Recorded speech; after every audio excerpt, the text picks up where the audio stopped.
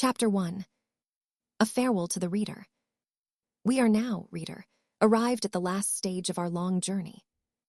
As we have, therefore, traveled together through so many pages, let us behave to one another like fellow travelers in a stage coach, who have passed several days in the company of each other, and who, notwithstanding any bickerings or little animosities which may have occurred on the road, generally make all up at last, and mount, for the last time, into their vehicle with cheerfulness and good humor.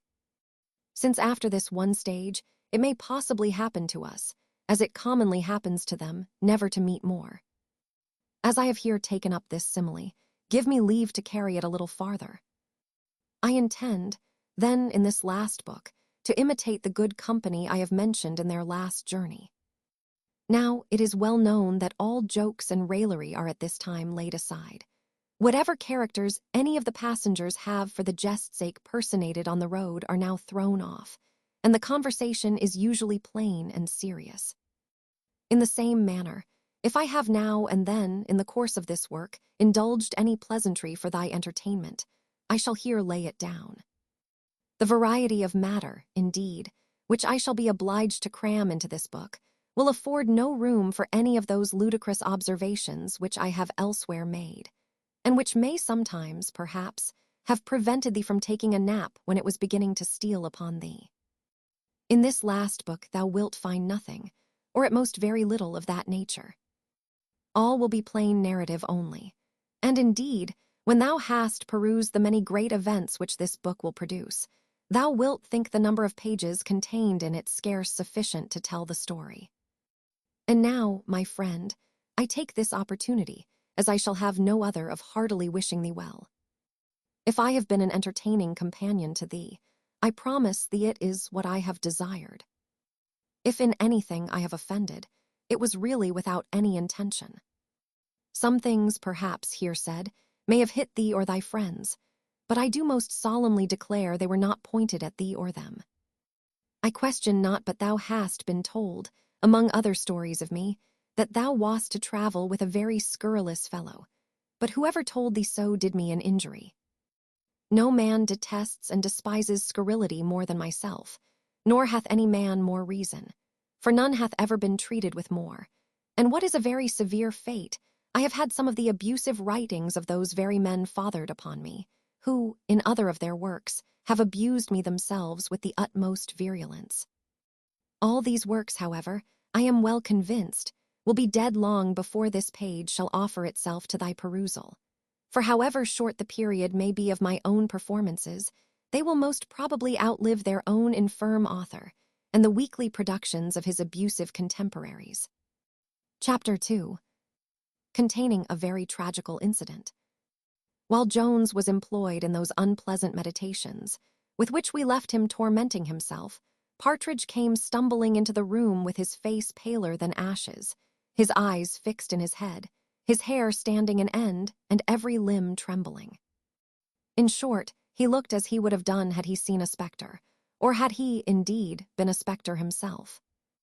Jones, who was little subject to fear, could not avoid being somewhat shocked at this sudden appearance. He did, indeed, himself change color, and his voice a little faltered while he asked him what was the matter. "I hope, sir," said Partridge, "you will not be angry with me." Indeed, I did not listen, but I was obliged to stay in the outward room. I am sure I wish I had been 100 miles off, rather than have heard what I have heard. "Why, what is the matter?" said Jones. "The matter, sir?" "Oh, good heaven," answered Partridge, "was that woman who has just gone out the woman who was with you at Upton?" "She was, Partridge," cried Jones. "And did you really, sir, go to bed with that woman?" said he, trembling. "I am afraid what passed between us is no secret," said Jones. "Nay, but pray, sir, for heaven's sake, sir, answer me," cries Partridge.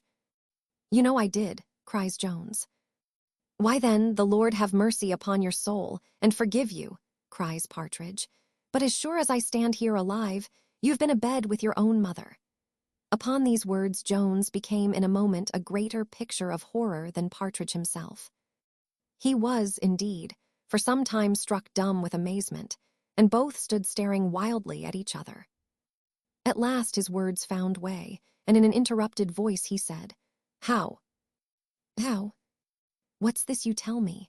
"Nay, sir," cries Partridge, "I have not breath enough left to tell you now, but what I have said is most certainly true. That woman who now went out is your own mother. How unlucky was it for you, sir, that I did not happen to see her at that time, to have prevented it. Sure the devil himself must have contrived to bring about this wickedness." "Sure," cries Jones, "Fortune will never have done with me till she hath driven me to distraction. But why do I blame Fortune? I am myself the cause of all my misery. All the dreadful mischiefs which have befallen me are the consequences only of my own folly and vice. What thou hast told me, Partridge, hath almost deprived me of my senses. And was Mrs. Waters, then but why do I ask? For thou must certainly know her if thou hast any affection for me. Nay, if thou hast any pity, let me beseech thee to fetch this miserable woman back again to me. Oh, good heavens, incest with a mother! To what am I reserved?" He then fell into the most violent and frantic agonies of grief and despair, in which Partridge declared he would not leave him. But at last, having vented the first torrent of passion, he came a little to himself. And then, having acquainted Partridge that he would find this wretched woman in the same house where the wounded gentleman was lodged, he dispatched him in quest of her. If the reader will please to refresh his memory, by turning to the scene at Upton, in the 9th book, he will be apt to admire the many strange accidents which unfortunately prevented any interview between Partridge and Mrs. Waters, when she spent a whole day there with Mr. Jones. Instances of this kind we may frequently observe in life, where the greatest events are produced by a nice train of little circumstances, and more than one example of this may be discovered by the accurate eye in this our history. After a fruitless search of 2 or 3 hours, Partridge returned back to his master, without having seen Mrs. Waters. Jones, who was in a state of desperation at his delay, was almost raving mad when he brought him his account. He was not long, however, in this condition before he received the following letter.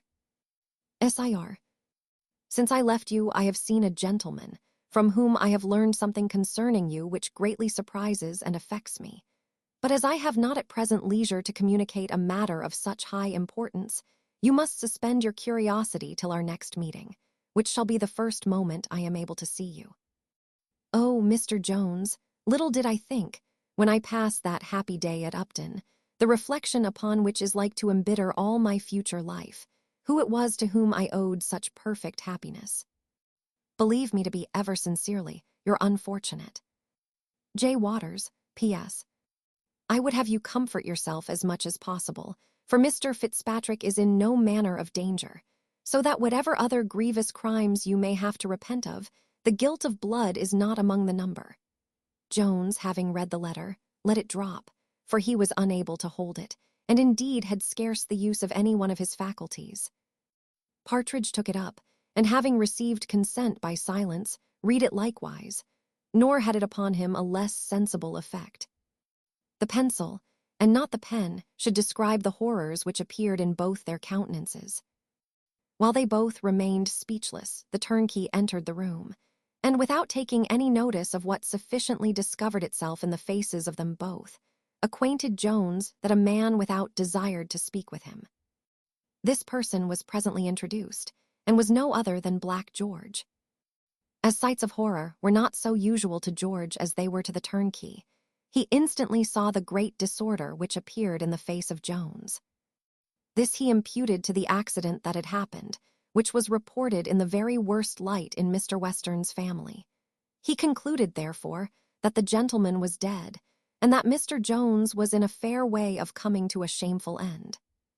A thought which gave him much uneasiness, for George was of a compassionate disposition, and notwithstanding a small breach of friendship which he had been overtempted to commit, was, in the main, not insensible of the obligations he had formerly received from Mr. Jones.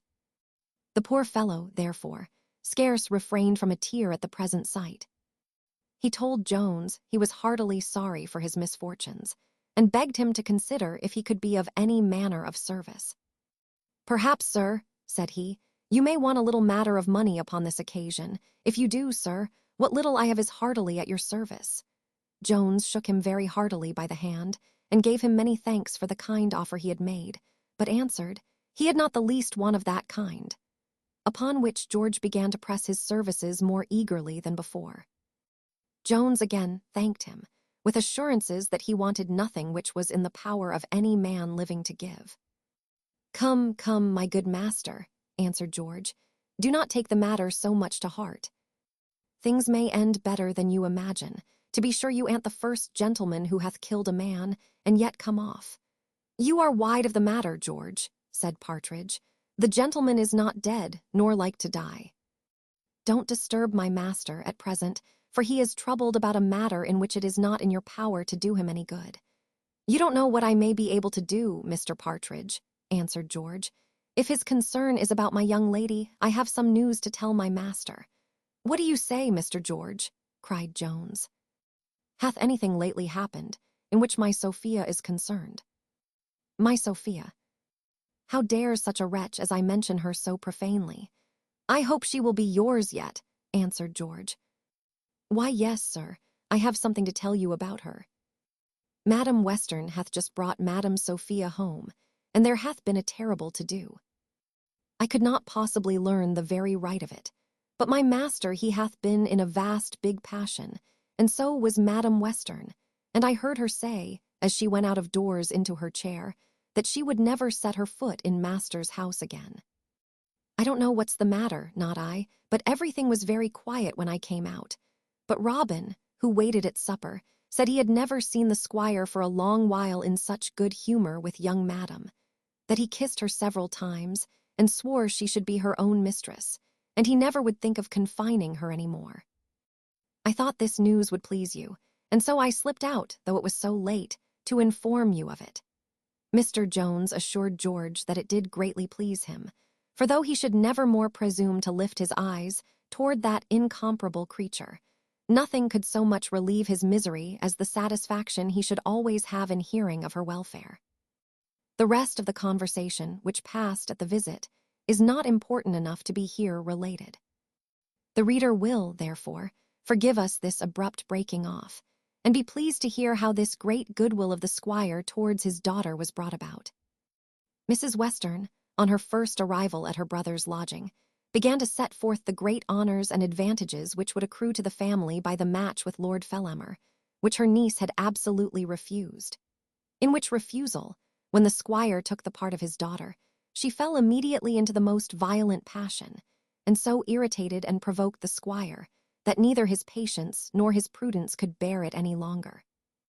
Upon which there ensued between them both so warm a bout at altercation that perhaps the regions of Billingsgate never equaled it.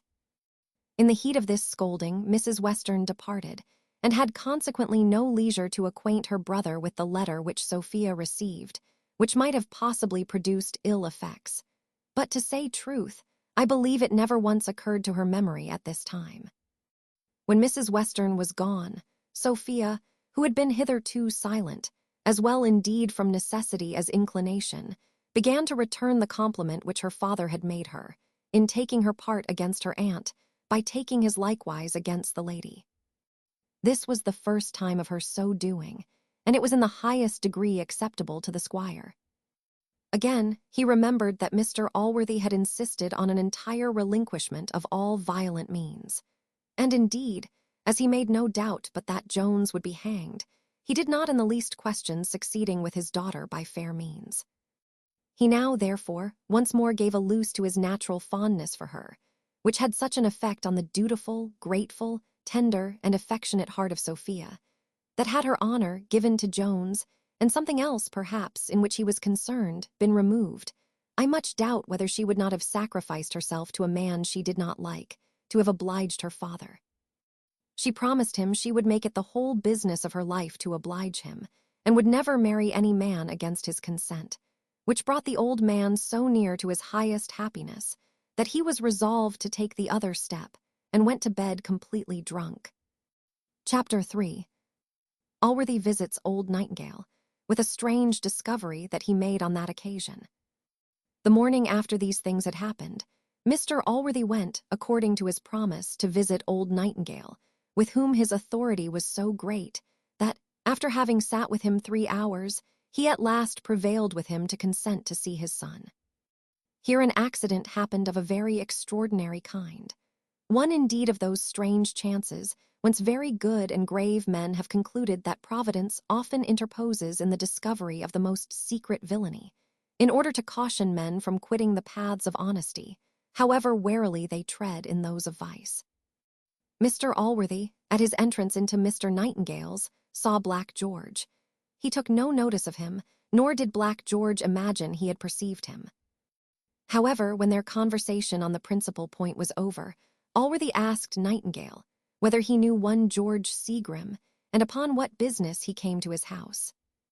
"Yes," answered Nightingale, "I know him very well, and a most extraordinary fellow he is, who, in these days, hath been able to hoard up £500 from renting a very small estate of £30 a year." "And is this the story which he hath told you?" cries Allworthy. "Nay, it is true, I promise you," said Nightingale, "for I have the money now in my own hands, in 5 bank bills, which I am to lay out either in a mortgage or in some purchase in the north of England." The bank bills were no sooner produced at Allworthy's desire than he blessed himself at the strangeness of the discovery. He presently told Nightingale that these bank bills were formerly his, and then acquainted him with the whole affair. As there are no men who complain more of the frauds of business than highwaymen, gamesters, and other thieves of that kind, so there are none who so bitterly exclaim against the frauds of gamesters, and see, as usurers, brokers, and other thieves of this kind, whether it be that the one way of cheating is a discountenance or reflection upon the other, or that money, which is the common mistress of all cheats, makes them regard each other in the light of rivals. But Nightingale no sooner heard the story than he exclaimed against the fellow, in terms much severer than the justice and honesty of Allworthy had bestowed on him. Allworthy desired Nightingale to retain both the money and the secret till he should hear farther from him, and if he should in the meantime see the fellow, that he would not take the least notice to him of the discovery which he had made. He then returned to his lodgings, where he found Mrs. Miller in a very dejected condition, on account of the information she had received from her son-in-law. Mr. Allworthy, with great cheerfulness, told her that he had much good news to communicate, and with little further preface, acquainted her that he had brought Mr. Nightingale to consent to see his son, and did not in the least doubt to effect a perfect reconciliation between them, though he found the father more sorrowed by another accident of the same kind which had happened in his family. He then mentioned the running away of the uncle's daughter, which he had been told by the old gentleman, and which Mrs. Miller and her son-in-law did not yet know. The reader may suppose Mrs. Miller received this account with great thankfulness, and no less pleasure, but so uncommon was her friendship to Jones, that I am not certain whether the uneasiness she suffered for his sake did not overbalance her satisfaction at hearing a piece of news tending so much to the happiness of her own family, nor whether even this very news, as it reminded her of the obligations she had to Jones, did not hurt as well as please her. When her grateful heart said to her, "While my own family is happy, how miserable is the poor creature to whose generosity we owe the beginning of all this happiness," Allworthy, having left her a little while to chew the cud, if I may use that expression on these first tidings, told her he had still something more to impart, which he believed would give her pleasure. "I think," said he, "I have discovered a pretty considerable treasure belonging to the young gentleman, your friend, but perhaps, indeed, his present situation may be such that it will be of no service to him." The latter part of the speech gave Mrs. Miller to understand who was meant, and she answered with a sigh, "I hope not, sir." "I hope so too," cries Allworthy, "with all my heart, but my nephew told me this morning he had heard a very bad account of the affair. Good heaven!" "Sir," said she, "well, I must not speak, and yet it is certainly very hard to be obliged to hold one's tongue when one hears." "Madam," said Allworthy, "you may say whatever you please, you know me too well to think I have a prejudice against anyone, and as for that young man, I assure you I should be heartily pleased to find he could acquit himself of everything, and particularly of this sad affair. You can testify the affection I have formerly borne him. The world, I know, censured me for loving him so much. I did not withdraw that affection from him, without thinking I had the justest cause. Believe me, Mrs. Miller, I should be glad to find I have been mistaken." Mrs. Miller was going eagerly to reply, when a servant acquainted her that a gentleman without desired to speak with her immediately. Allworthy then inquired for his nephew, and was told that he had been for some time in his room with the gentleman who used to come to him, and whom Mr. Allworthy guessing rightly to be Mr. Dowling, he desired presently to speak with him. When Dowling attended, Allworthy put the case of the banknotes to him, without mentioning any name, and asked in what manner such a person might be punished. To which Dowling answered, he thought he might be indicted on the Black Act, but said, as it was a matter of some nicety, it would be proper to go to council. He said he was to attend council presently upon an affair of Mr. Western's, and if Mr. Allworthy pleased, he would lay the case before them. This was agreed to, and then Mrs. Miller, opening the door, cried, "I ask pardon, I did not know you had company." But Allworthy desired her to come in, saying he had finished his business.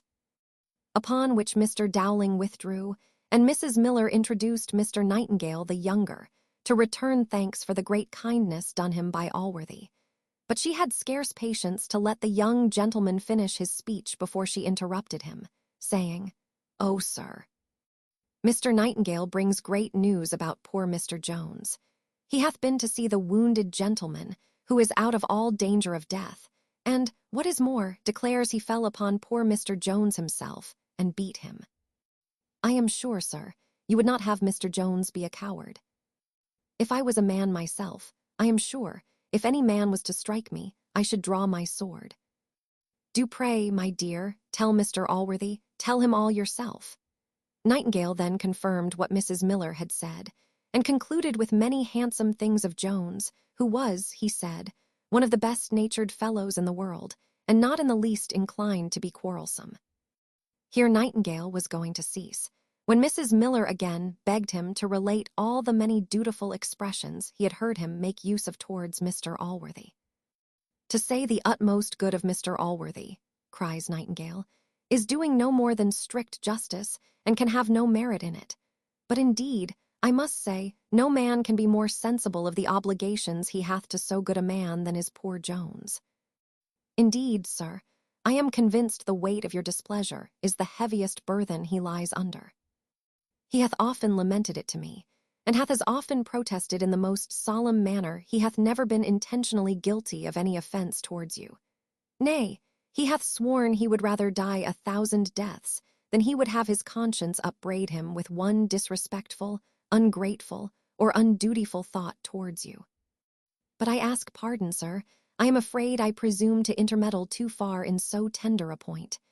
You have spoke no more than what a Christian ought," cries Mrs. Miller. "Indeed, Mr. Nightingale," answered Allworthy, "I applaud your generous friendship, and I wish he may merit it of you. I confess I am glad to hear the report you bring from this unfortunate gentleman, and if that matter should turn out to be as you represent it, and, indeed, I doubt nothing of what you say, I may, perhaps, in time, be brought to think better than lately I have of this young man. For this good gentlewoman here, nay, all who know me, can witness that I loved him as dearly as if he had been my own son. Indeed, I have considered him as a child sent by fortune to my care. I still remember the innocent, the helpless situation in which I found him. I feel the tender pressure of his little hands at this moment. He was my darling, indeed he was." At which words he ceased, and the tears stood in his eyes. As the answer which Mrs. Miller made may lead us into fresh matters, we will here stop to account for the visible alteration in Mr. Allworthy's mind, and the abatement of his anger to Jones. Revolutions of this kind, it is true, do frequently occur in histories and dramatic writers, for no other reason than because the history or play draws to a conclusion, and are justified by authority of authors. Yet, though we insist upon as much authority as any author whatever, we shall use this power very sparingly, and never but when we are driven to it by necessity, which we do not at present foresee will happen in this work. This alteration, then, in the mind of Mr. Allworthy was occasioned by a letter he had just received from Mr. Square, and which we shall give the reader in the beginning of the next chapter. Chapter 4, containing 2 letters in very different styles. My worthy friend, I informed you in my last that I was forbidden the use of the waters, as they were found by experience rather to increase than lessen the symptoms of my distemper. I must now acquaint you with a piece of news, which, I believe, will afflict my friends more than it hath afflicted me. Dr. Harrington and Dr. Brewster have informed me that there is no hopes of my recovery. I have somewhere read that the great use of philosophy is to learn to die. I will not therefore so far disgrace mine as to show any surprise at receiving a lesson which I must be thought to have so long studied. Yet, to say the truth, one page of the gospel teaches this lesson better than all the volumes of antient or modern philosophers. The assurance it gives us of another life is a much stronger support to a good mind than all the consolations that are drawn from the necessity of nature, the emptiness or satiety of our enjoyments here, or any other topic of those declamations which are sometimes capable of arming our minds with a stubborn patience in bearing the thoughts of death, but never of raising them to a real contempt of it, and much less of making us think it is a real good. I would not here be understood to throw the horrid censure of atheism, or even the absolute denial of immortality, on all who are called philosophers. Many of that sect, as well antient as modern, have, from the light of reason, discovered some hopes of a future state. But in reality, that light was so faint and glimmering, and the hopes were so uncertain and precarious, that it may be justly doubted on which side their belief turned. Plato himself concludes his Phaedon with declaring that his best arguments amount only to raise a probability, and Cicero himself seems rather to profess an inclination to believe than any actual belief in the doctrines of immortality. As to myself, to be very sincere with you, I never was much in earnest in this faith till I was in earnest a Christian. You will perhaps wonder at the latter expression, but I assure you it hath not been till very lately that I could, with truth, call myself so.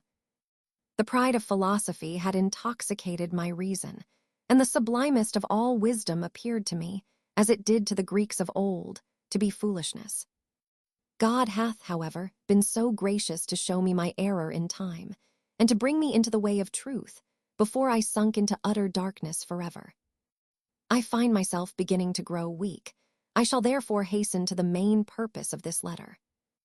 When I reflect on the actions of my past life, I know of nothing which sits heavier upon my conscience than the injustice I have been guilty of to that poor wretch your adopted son. I have, indeed, not only connived at the villainy of others, but been myself active in injustice towards him.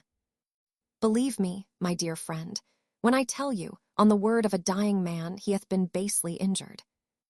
As to the principal fact, upon the misrepresentation of which you discarded him, I solemnly assure you he is innocent. When you lay upon your supposed deathbed, he was the only person in the house who testified any real concern, and what happened afterwards arose from the wildness of his joy on your recovery, and, I am sorry to say it, from the baseness of another person, but it is my desire to justify the innocent and to accuse none. Believe me, my friend, this young man hath the noblest generosity of heart, the most perfect capacity for friendship, the highest integrity, and indeed every virtue which can ennoble a man.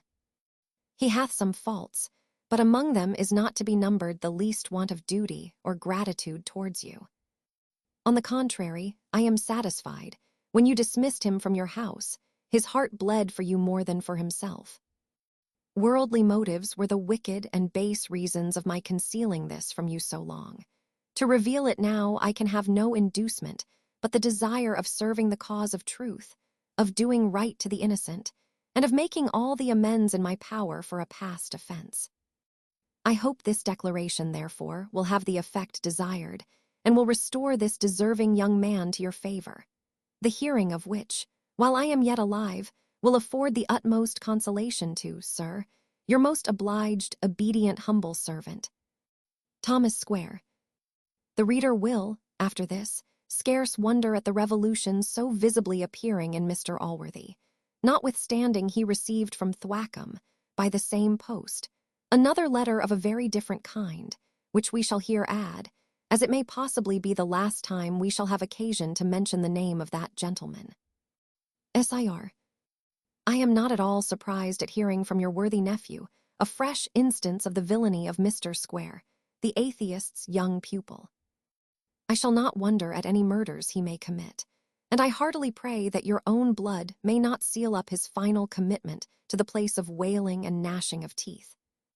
Though you cannot want sufficient calls to repentance for the many unwarrantable weaknesses exemplified in your behavior to this wretch, so much to the prejudice of your own lawful family and of your character, I say, though these may sufficiently be supposed to prick and goad your conscience at this season, I should yet be wanting to my duty, if I spared to give you some admonition in order to bring you to a due sense of your errors. I therefore pray you seriously to consider the judgment which is likely to overtake this wicked villain, and let it serve at least as a warning to you, that you may not for the future despise the advice of one who is so indefatigable in his prayers for your welfare. Had not my hand been withheld from due correction, I had scourged much of this diabolical spirit out of a boy, of whom from his infancy I discovered the devil had taken such entire possession.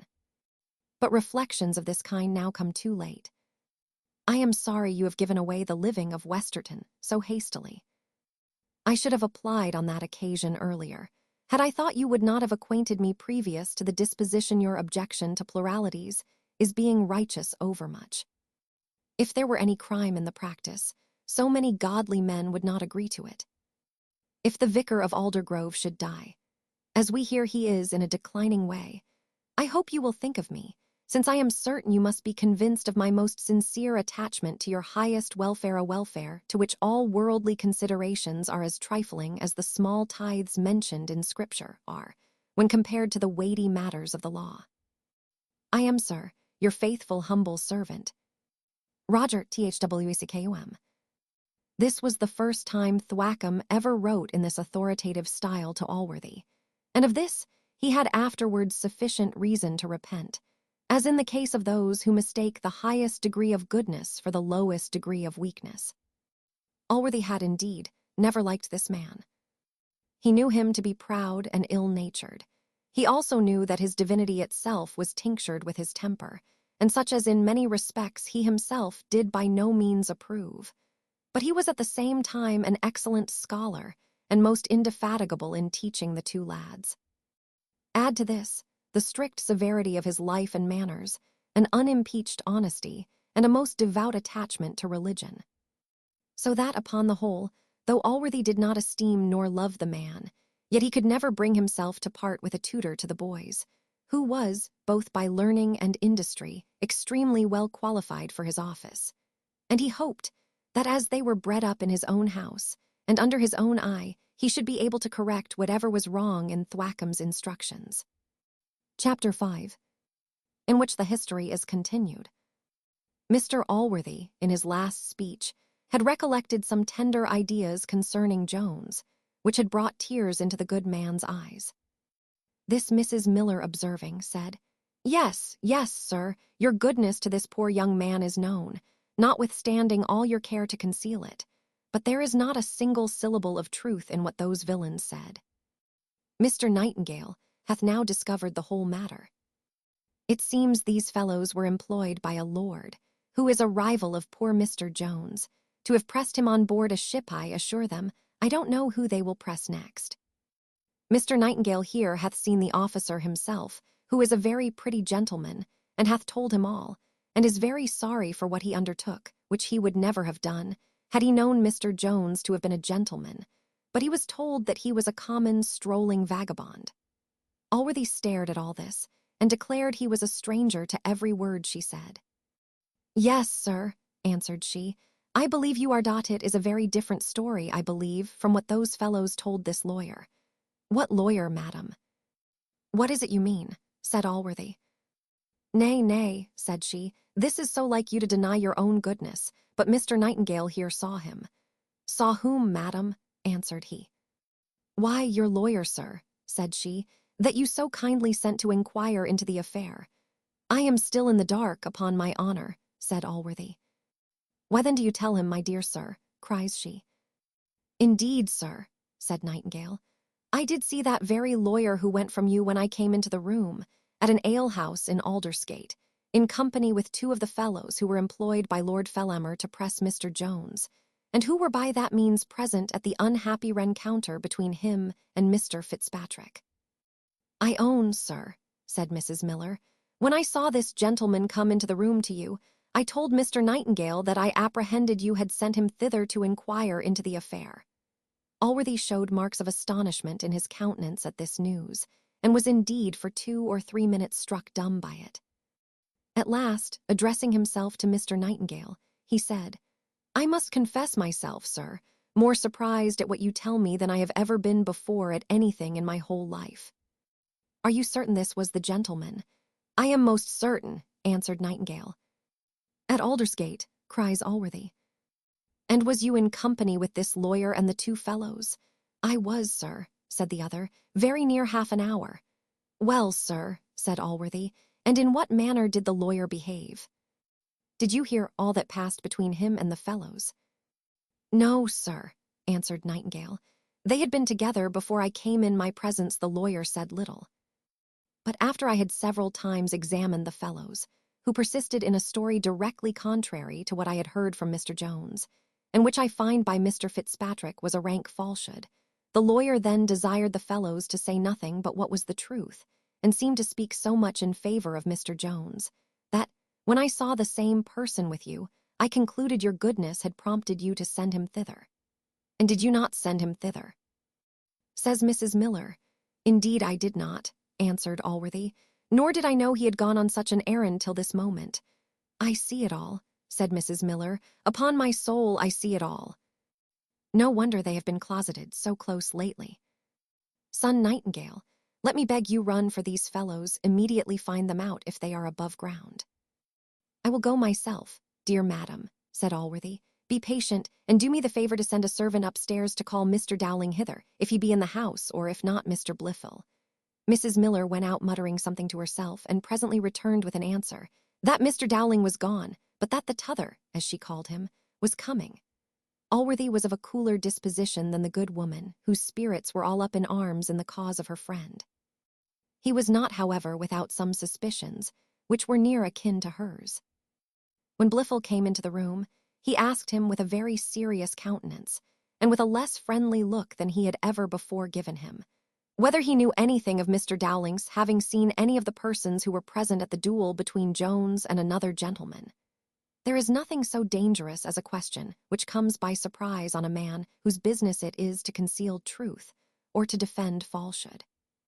For which reason those worthy personages, whose noble office it is to save the lives of their fellow creatures at the Old Bailey, take the utmost care, by frequent previous examination, to divine every question which may be asked their clients on the day of trial, that they may be supplied with proper and ready answers, which the most fertile invention cannot supply in an instant.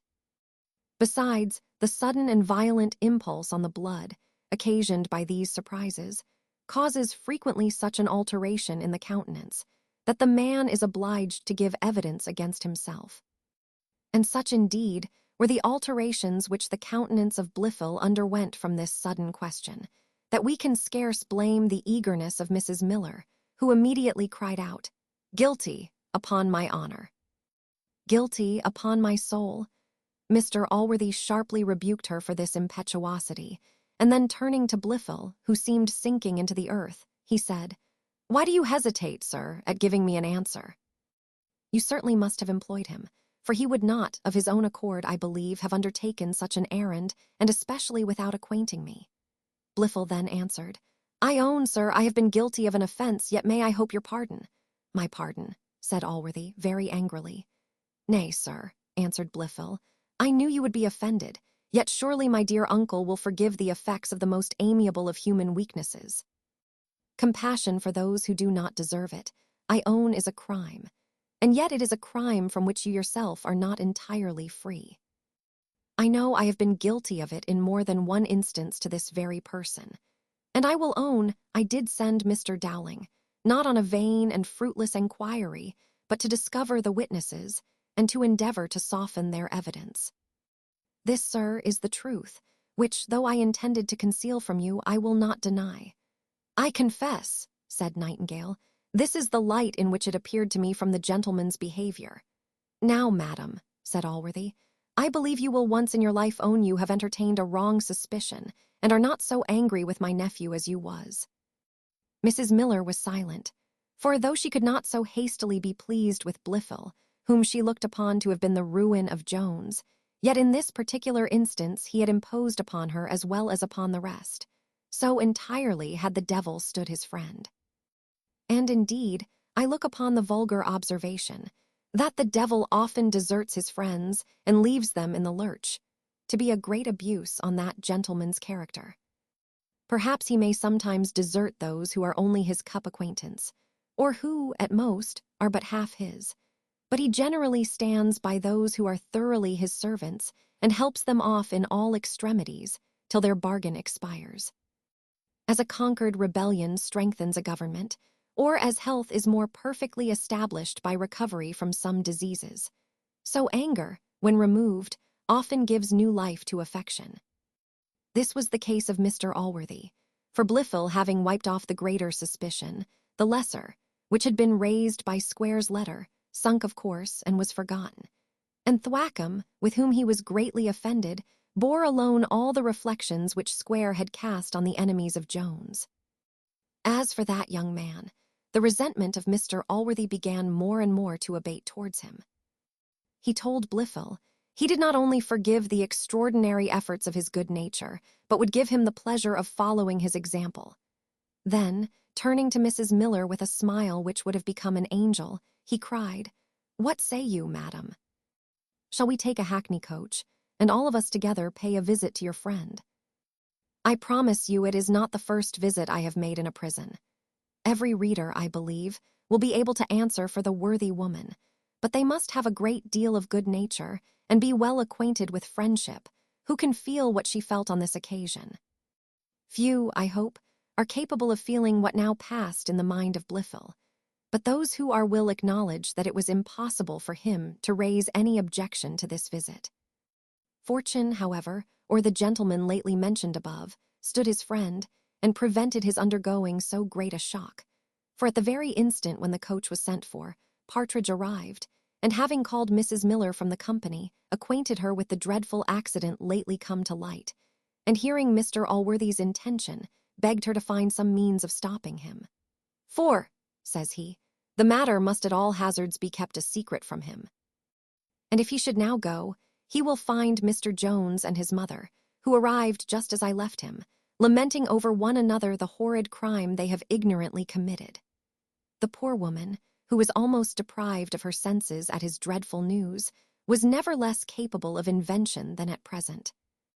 However, as women are much readier at this than men, she bethought herself of an excuse, and returning to Allworthy, said, "I am sure, sir, you will be surprised at hearing any objection from me to the kind proposal you just now made, and yet I am afraid of the consequence of it, if carried immediately into execution. You must imagine, sir, that all the calamities which have lately befallen this poor young fellow must have thrown him into the lowest dejection of spirits. And now, sir, should we all on a sudden fling him into such a violent fit of joy, as I know your presence will occasion, it may, I am afraid, produce some fatal mischief, especially as his servant, who is without, tells me he is very far from being well."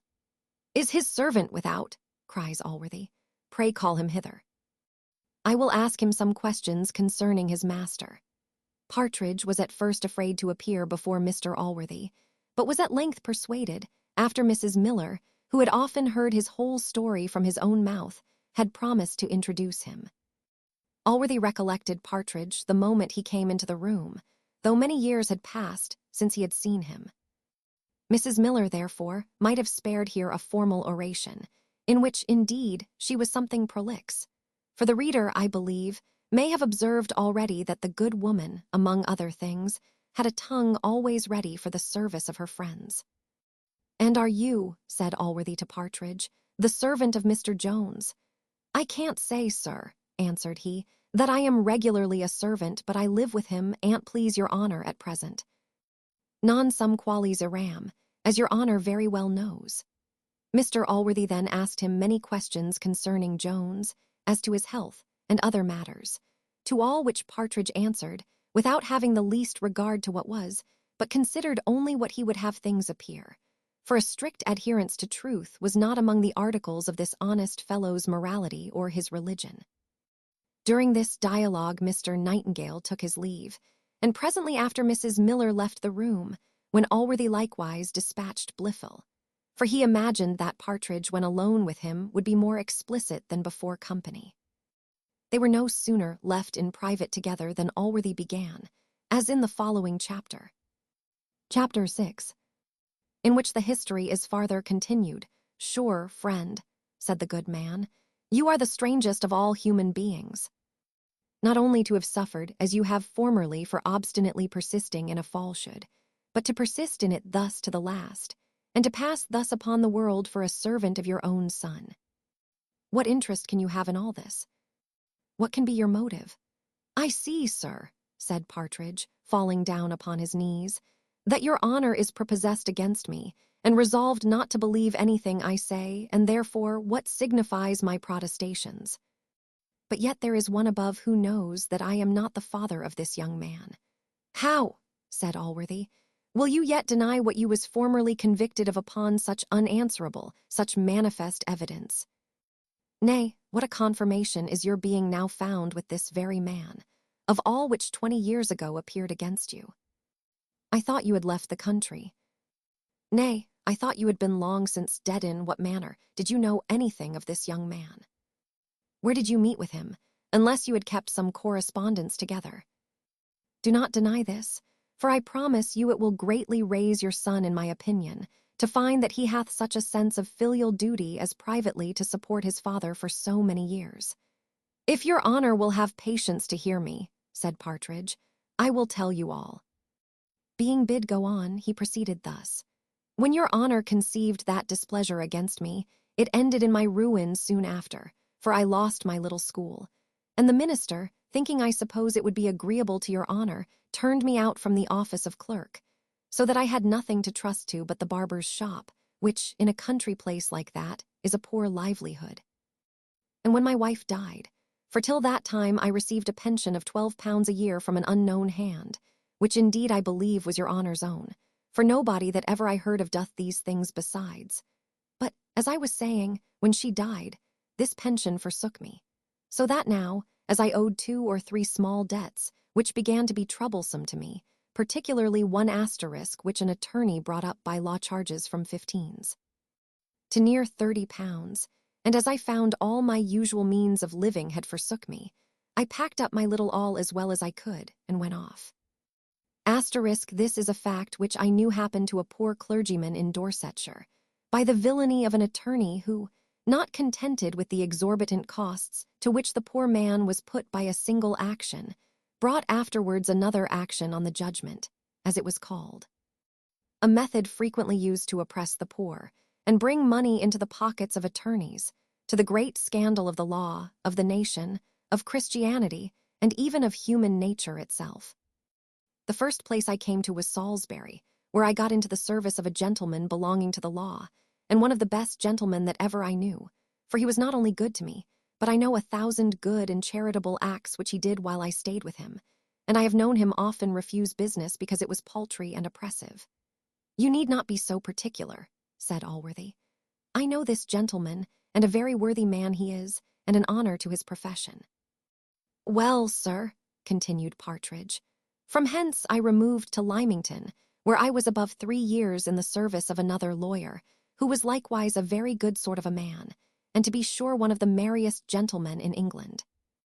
Well, sir, at the end of the 3 years I set up a little school, and was likely to do well again, had it not been for a most unlucky accident. Here I kept a pig, and one day, as ill fortune would have it, this pig broke out and did a trespass, I think they call it, in a garden belonging to one of my neighbors, who was a proud, revengeful man, and employed a lawyer, one I can't think of his name, but he sent for a writ against me, and had me to size. When I came there, Lord have mercy upon me to hear what the councillors said. There was one that told my lord a parcel of the confoundedest lies about me. He said that I used to drive my hogs into other folks' gardens, and a great deal more. And at last he said, he hoped I had at last brought my hogs to a fair market. To be sure, one would have thought that, instead of being owner only of one poor little pig, I had been the greatest hog merchant in England. Well, pray, said Allworthy, do not be so particular. I have heard nothing of your son yet. Oh, it was a great many years, answered Partridge. Before I saw my son, as you are pleased to call him, I went over to Ireland after this, and taught school at Cork, for that one suit ruined me again, and I lay 7 years in Winchester jail. Well, said Allworthy, pass that over till your return to England. Then, sir, said he, it was about half a year ago that I landed at Bristol, where I stayed some time, and not finding it due there, and hearing of a place between that and Gloucester where the barber was just dead, I went thither, and there I had been about 2 months when Mr. Jones came thither.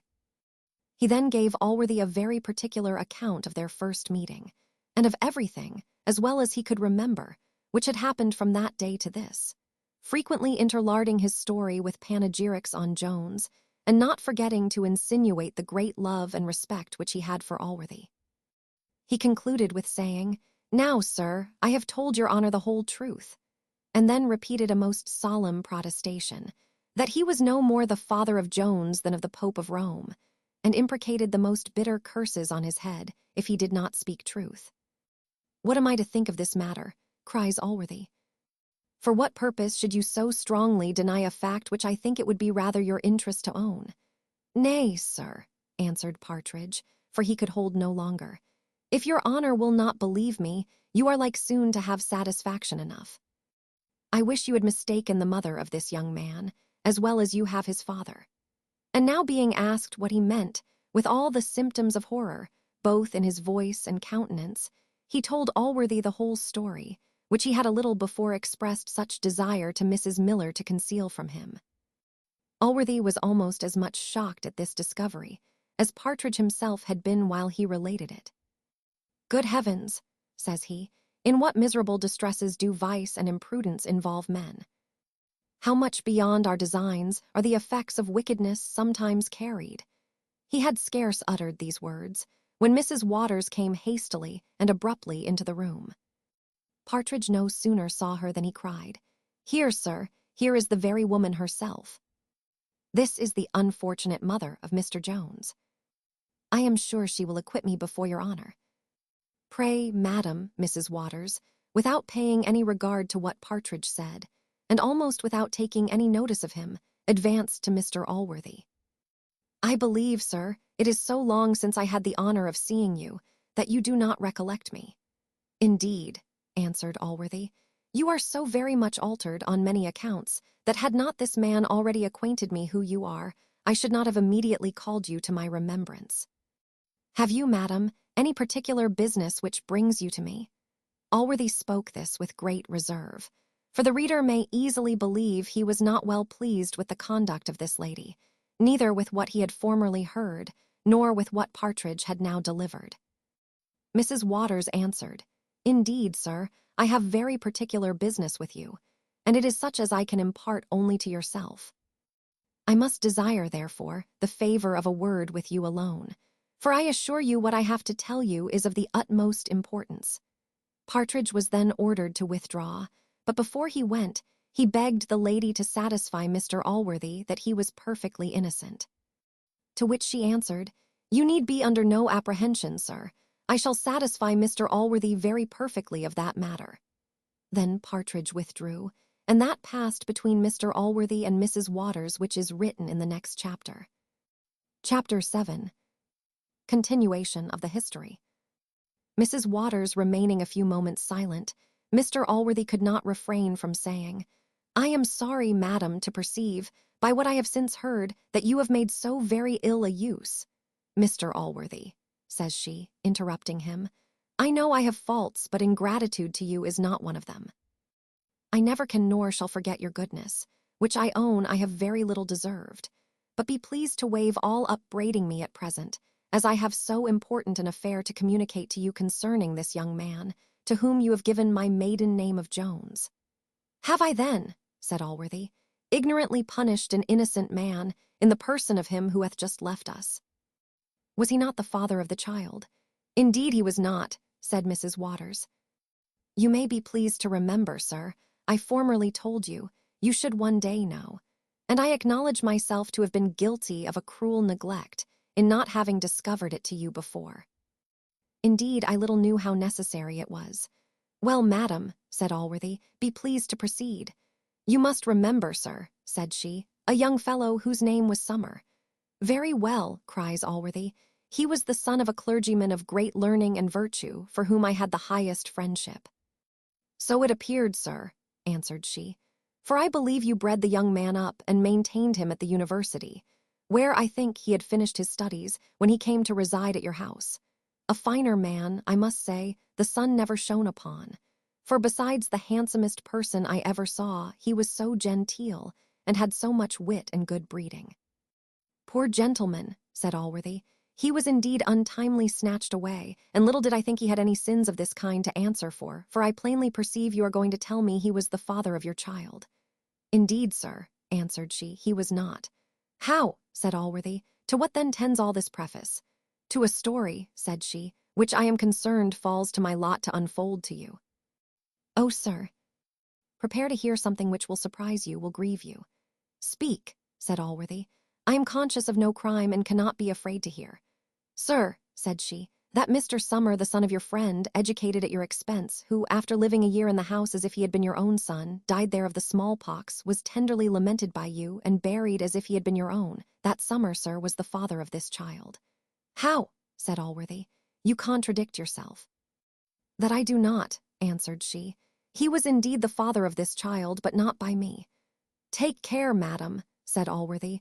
Do not, to shun the imputation of any crime, be guilty of falsehood. Remember, there is one from whom you can conceal nothing, and before whose tribunal falsehood will only aggravate your guilt. Indeed, sir, says she, I am not his mother, nor would I now think myself so for the world. I know your reason, said Allworthy, and shall rejoice as much as you to find it otherwise, yet you must remember you yourself confessed it before me. So far what I confessed, said she, was true, that these hands conveyed the infant to your bed, conveyed it thither at the command of its mother. At her commands I afterwards owned it, and thought myself by her generosity nobly rewarded, both for my secrecy and my shame. Who could this woman be? Said Allworthy. Indeed, I tremble to name her, answered Mrs. Waters. By all this preparation I am to guess that she was a relation of mine, cried he. Indeed, she was a near one. At which words Allworthy started, and she continued, You had a sister, sir. A sister, repeated he, looking aghast. As there is truth in heaven, cries she, your sister was the mother of that child you found between your sheets. Can it be possible? Cries he, Good heavens! Have patience, sir, said Mrs. Waters, and I will unfold to you the whole story. Just after your departure for London, Miss Bridget came one day to the house of my mother. She was pleased to say she had heard an extraordinary character of me, for my learning and superior understanding to all the young women there, so she was pleased to say. She then bid me come to her to the great house, where, when I attended, she employed me to read to her. She expressed great satisfaction in my reading, showed great kindness to me, and made me many presents. At last she began to catechize me on the subject of secrecy, to which I gave her such satisfactory answers, that, at last, having locked the door of her room, she took me into her closet, and then locking that door likewise, she said she should convince me of the vast reliance she had on my integrity, by communicating a secret in which her honor, and consequently her life, was concerned. She then stopped, and after a silence of a few minutes, during which she often wiped her eyes, she inquired of me if I thought my mother might safely be confided in. I answered, I would stake my life on her fidelity. She then imparted to me the great secret which labored in her breast, and which, I believe, was delivered with more pains than she afterwards suffered in childbirth. It was then contrived that my mother and myself only should attend at the time, and that Mrs. Wilkins should be sent out of the way, as she accordingly was, to the very furthest part of Dorsetshire, to inquire the character of a servant, for the lady had turned away her own maid near 3 months before, during all which time I officiated about her person upon trial, as she said, though, as she afterwards declared, I was not sufficiently handy for the place. This, and many other such things which she used to say of me, were all thrown out to prevent any suspicion which Wilkins might hereafter have, when I was to own the child, for she thought it could never be believed she would venture to hurt a young woman with whom she had entrusted such a secret. You may be assured, sir, I was well paid for all these affronts, which, together with being informed with the occasion of them, very well contented me. Indeed, the lady had a greater suspicion of Mrs. Wilkins than of any other person. Not that she had the least aversion to the gentlewoman, but she thought her incapable of keeping a secret, especially from you, sir. For I have often heard Miss Bridget say that, if Mrs. Wilkins had committed a murder, she believed she would acquaint you with it. At last the expected day came, and Mrs. Wilkins, who had been kept a week in readiness, and put off from time to time, upon some pretence or other that she might not return too soon, was dispatched. Then the child was born, in the presence only of myself and my mother, and was by my mother conveyed to her own house, where it was privately kept by her till the evening of your return, when I, by the command of Miss Bridget, conveyed it into the bed where you found it. And all suspicions were afterwards laid asleep by the artful conduct of your sister, in pretending ill will to the boy, and that any regard she showed him was out of mere complaisance to you. Mrs. Waters then made many protestations of the truth of this story, and concluded by saying, "Thus, sir, you have at last discovered your nephew, for so I am sure you will hereafter think him, and I question not but he will be both an honor and a comfort to you under that appellation." "I need not, madam," said Allworthy, "express my astonishment at what you have told me, and yet surely you would not and could not have put together so many circumstances to evidence an untruth. I confess I recollect some passages relating to that summer, which formerly gave me a conceit that my sister had some liking to him. I mentioned it to her, for I had such a regard to the young man, as well on his own account as on his father's, that I should willingly have consented to a match between them. But she expressed the highest disdain of my unkind suspicion, as she called it, so that I never spoke more on the subject. Good heavens, well, the Lord disposeth all things, yet sure it was a most unjustifiable conduct in my sister to carry this secret with her out of the world. I promise you, sir, said Mrs. Waters, she always professed a contrary intention, and frequently told me she intended one day to communicate it to you. She said, indeed, she was highly rejoiced that her plot had succeeded so well, and that you had of your own accord taken such a fancy to the child, that it was yet unnecessary to make any express declaration. Oh, sir, had that lady lived to have seen this poor young man turned like a vagabond from your house. Nay, sir, could she have lived to hear that you had yourself employed a lawyer to prosecute him for a murder of which he was not guilty, forgive me, Mr. Allworthy, I must say it was unkind indeed. You have been abused. He never deserved it of you. Indeed, madam, said Allworthy, I have been abused by the person, whoever he was, that told you so. Nay, sir, said she, I would not be mistaken. I did not presume to say you were guilty of any wrong. The gentleman who came to me proposed no such matter. He only said, taking me for Mr. Fitzpatrick's wife, that if Mr. Jones had murdered my husband, I should be assisted with any money I wanted to carry on the prosecution by a very worthy gentleman who, he said, was well apprised what a villain I had to deal with.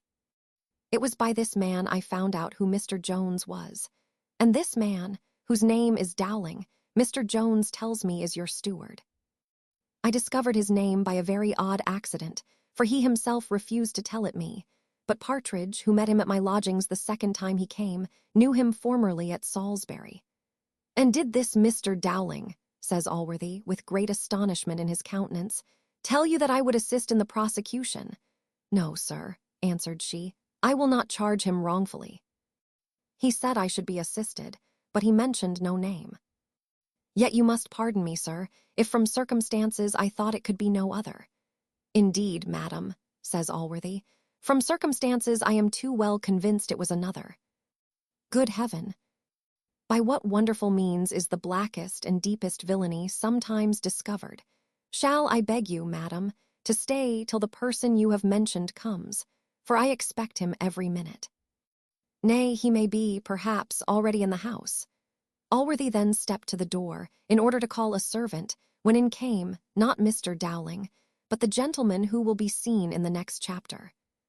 Chapter 8. Further continuation. The gentleman who now arrived was no other than Mr. Western.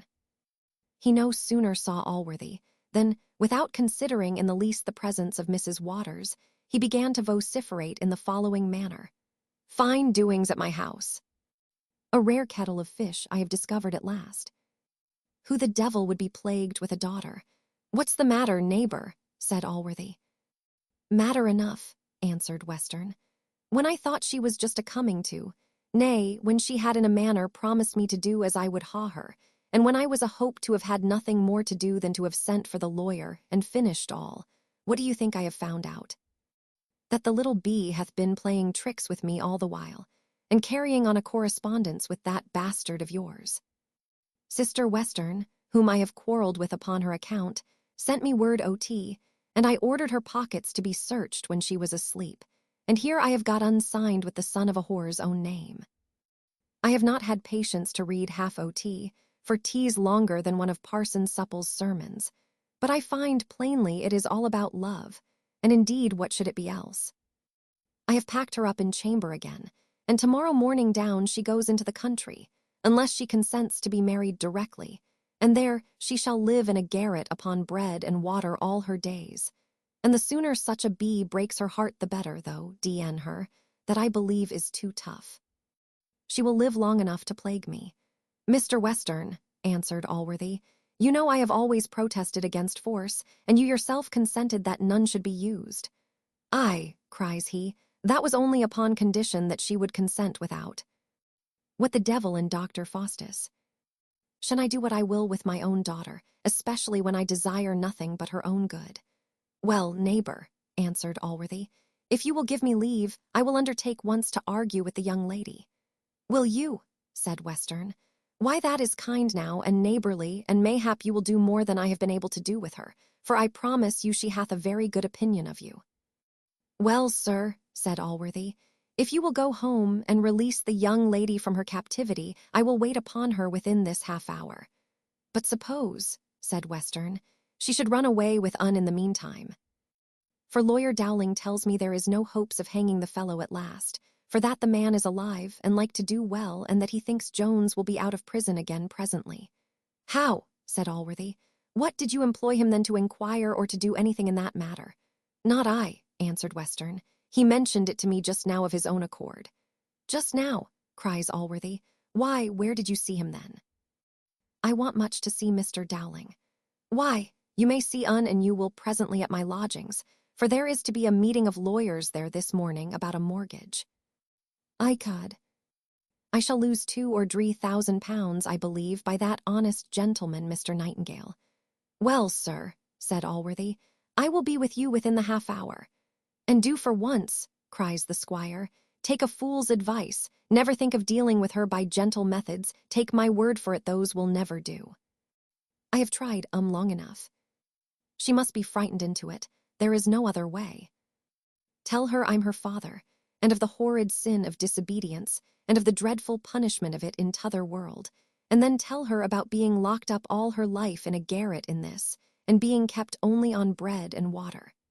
I will do all I can, said Allworthy, for I promise you there is nothing I wish for more than an alliance with this amiable creature. Nay, the girl is well enough for matter that, cries the squire. A man may go farther and meet with worse meat, that I may declare o her, thof she be my own daughter. And if she will but be obedient to me, there is narrow a father within 100 miles o' the place, that loves a daughter better than I do. But I see you are busy with the lady here, so I will go home and expect you, and so your humble servant. As soon as Mr. Western was gone, Mrs. Waters said, I see, sir, the squire hath not the least remembrance of my face. I believe, Mr. Allworthy, you would not have known me neither.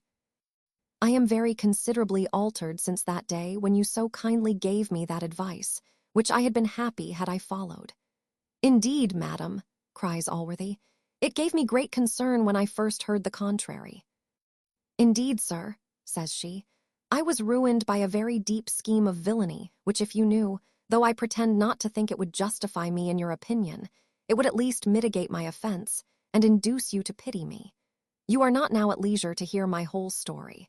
But this I assure you, I was betrayed by the most solemn promises of marriage.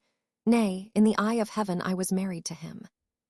For after much reading on the subject, I am convinced that particular ceremonies are only requisite to give a legal sanction to marriage, and have only a worldly use in giving a woman the privileges of a wife, but that she who lives constant to one man, after a solemn private affiance, whatever the world may call her, hath little to charge on her own conscience. I am sorry, madam, said Allworthy, you made so ill a use of your learning. Indeed, it would have been well that you had been possessed of much more, or had remained in a state of ignorance. And yet, madam, I am afraid you have more than this sin to answer for. During his life, answered she, which was above a dozen years, I most solemnly assure you I had not. And consider, sir, on my behalf, what is in the power of a woman stripped of her reputation and left destitute, whether the good-natured world will suffer such a stray sheep to return to the road of virtue, even if she was never so desirous. I protest, then, I would have chose it had it been in my power, but necessity drove me into the arms of Captain Waters, with whom, though still unmarried, I lived as a wife for many years and went by his name. I parted with this gentleman at Worcester, on his march against the rebels, and it was then I accidentally met with Mr. Jones, who rescued me from the hands of a villain. Indeed, he is the worthiest of men. No young gentleman of his age is, I believe, freer from vice, and few have the 20th part of his virtues. Nay, whatever vices he hath had, I am firmly persuaded he hath now taken a resolution to abandon them. I hope he hath, cries Allworthy, and I hope he will preserve that resolution. I must say, I have still the same hopes with regard to yourself. The world, I do agree, are apt to be too unmerciful on these occasions. Yet time and perseverance will get the better of this their disinclination, as I may call it, to pity. For though they are not, like heaven, ready to receive a penitent sinner, yet a continued repentance will at length obtain mercy even with the world. This you may be assured of, Mrs. Waters, that whenever I find you are sincere in such good intentions, you shall want no assistance in my power to make them effectual. Mrs. Waters fell now upon her knees before him, and in a flood of tears, made him many most passionate acknowledgments of his goodness, which, as she truly said, savored more of the divine than human nature. Allworthy raised her up, and spoke in the most tender manner, making use of every expression which his invention could suggest to comfort her, when he was interrupted by the arrival of Mr. Dowling, who, upon his first entrance, seeing Mrs. Waters, started, and appeared in some confusion, from which he soon recovered himself as well as he could, and then said he was in the utmost haste to attend council at Mr. Western's lodgings. But, however, thought it his duty to call and acquaint him with the opinion of counsel upon the case which he had before told him, which was that the conversion of the moneys in that case could not be questioned in a criminal cause, but that an action of trover might be brought, and if it appeared to the jury to be the moneys of plaintiff, that plaintiff would recover a verdict for the value. Allworthy, without making any answer to this, bolted the door, and then, advancing with a stern look to Dowling, he said, "Whatever be your haste, sir, I must first receive an answer to some questions." "Do you know this lady?" "That lady, sir," answered Dowling with great hesitation. Allworthy then, with the most solemn voice, said, "Look you, Mr. Dowling, as you value my favour or your continuance a moment longer in my service, do not hesitate nor prevaricate, but answer faithfully and truly to every question I ask. Do you know this lady?" "Yes, sir," said Dowling, "I have seen the lady." "Where, sir?" "At her own lodgings." "Upon what business did you go thither, sir, and who sent you?" "I went, sir, to inquire, sir, about Mr. Jones." "And who sent you to inquire about him?" "Who, sir?" "Why, sir, Mr. Blifil sent me." "And what did you say to the lady concerning that matter?" "Nay, sir, it is impossible to recollect every word." "Will you please, madam, to assist the gentleman's memory?" "He told me, sir," said Mrs. Waters, "that if Mr. Jones had murdered my husband, I should be assisted by any money I wanted to carry on the prosecution, by a very worthy gentleman, who was well apprised what a villain I had to deal with." These, I can safely swear, were the very words he spoke. "Were these the words, sir?" said Allworthy. "I cannot charge my memory exactly," cries Dowling, "but I believe I did speak to that purpose." "And did Mr. Blifil order you to say so?" "I am sure, sir, I should not have gone on my own accord, nor have willingly exceeded my authority in matters of this kind. If I said so, I must have so understood Mr. Blifil's instructions. Look you, Mr. Dowling, said Allworthy, I promise you before this lady that whatever you have done in this affair by Mr. Blifil's order I will forgive, provided you now tell me strictly the truth. For I believe what you say, that you would not have acted of your own accord, and without authority in this matter Mr. Blifil, then likewise sent you to examine the two fellows at Aldersgate. He did, sir. Well, and what instructions did he then give you? Recollect as well as you can, and tell me, as near as possible, the very words he used. Why, sir, Mr. Blifil sent me to find out the persons who were eyewitnesses of this fight. He said he feared they might be tampered with by Mr. Jones or some of his friends. He said blood required blood, and that not only all who concealed a murderer, but those who omitted anything in their power to bring him to justice, were sharers in his guilt. He said he found you was very desirous of having the villain brought to justice, though it was not proper you should appear in it. He did so, says Allworthy. Yes, sir, cries Dowling.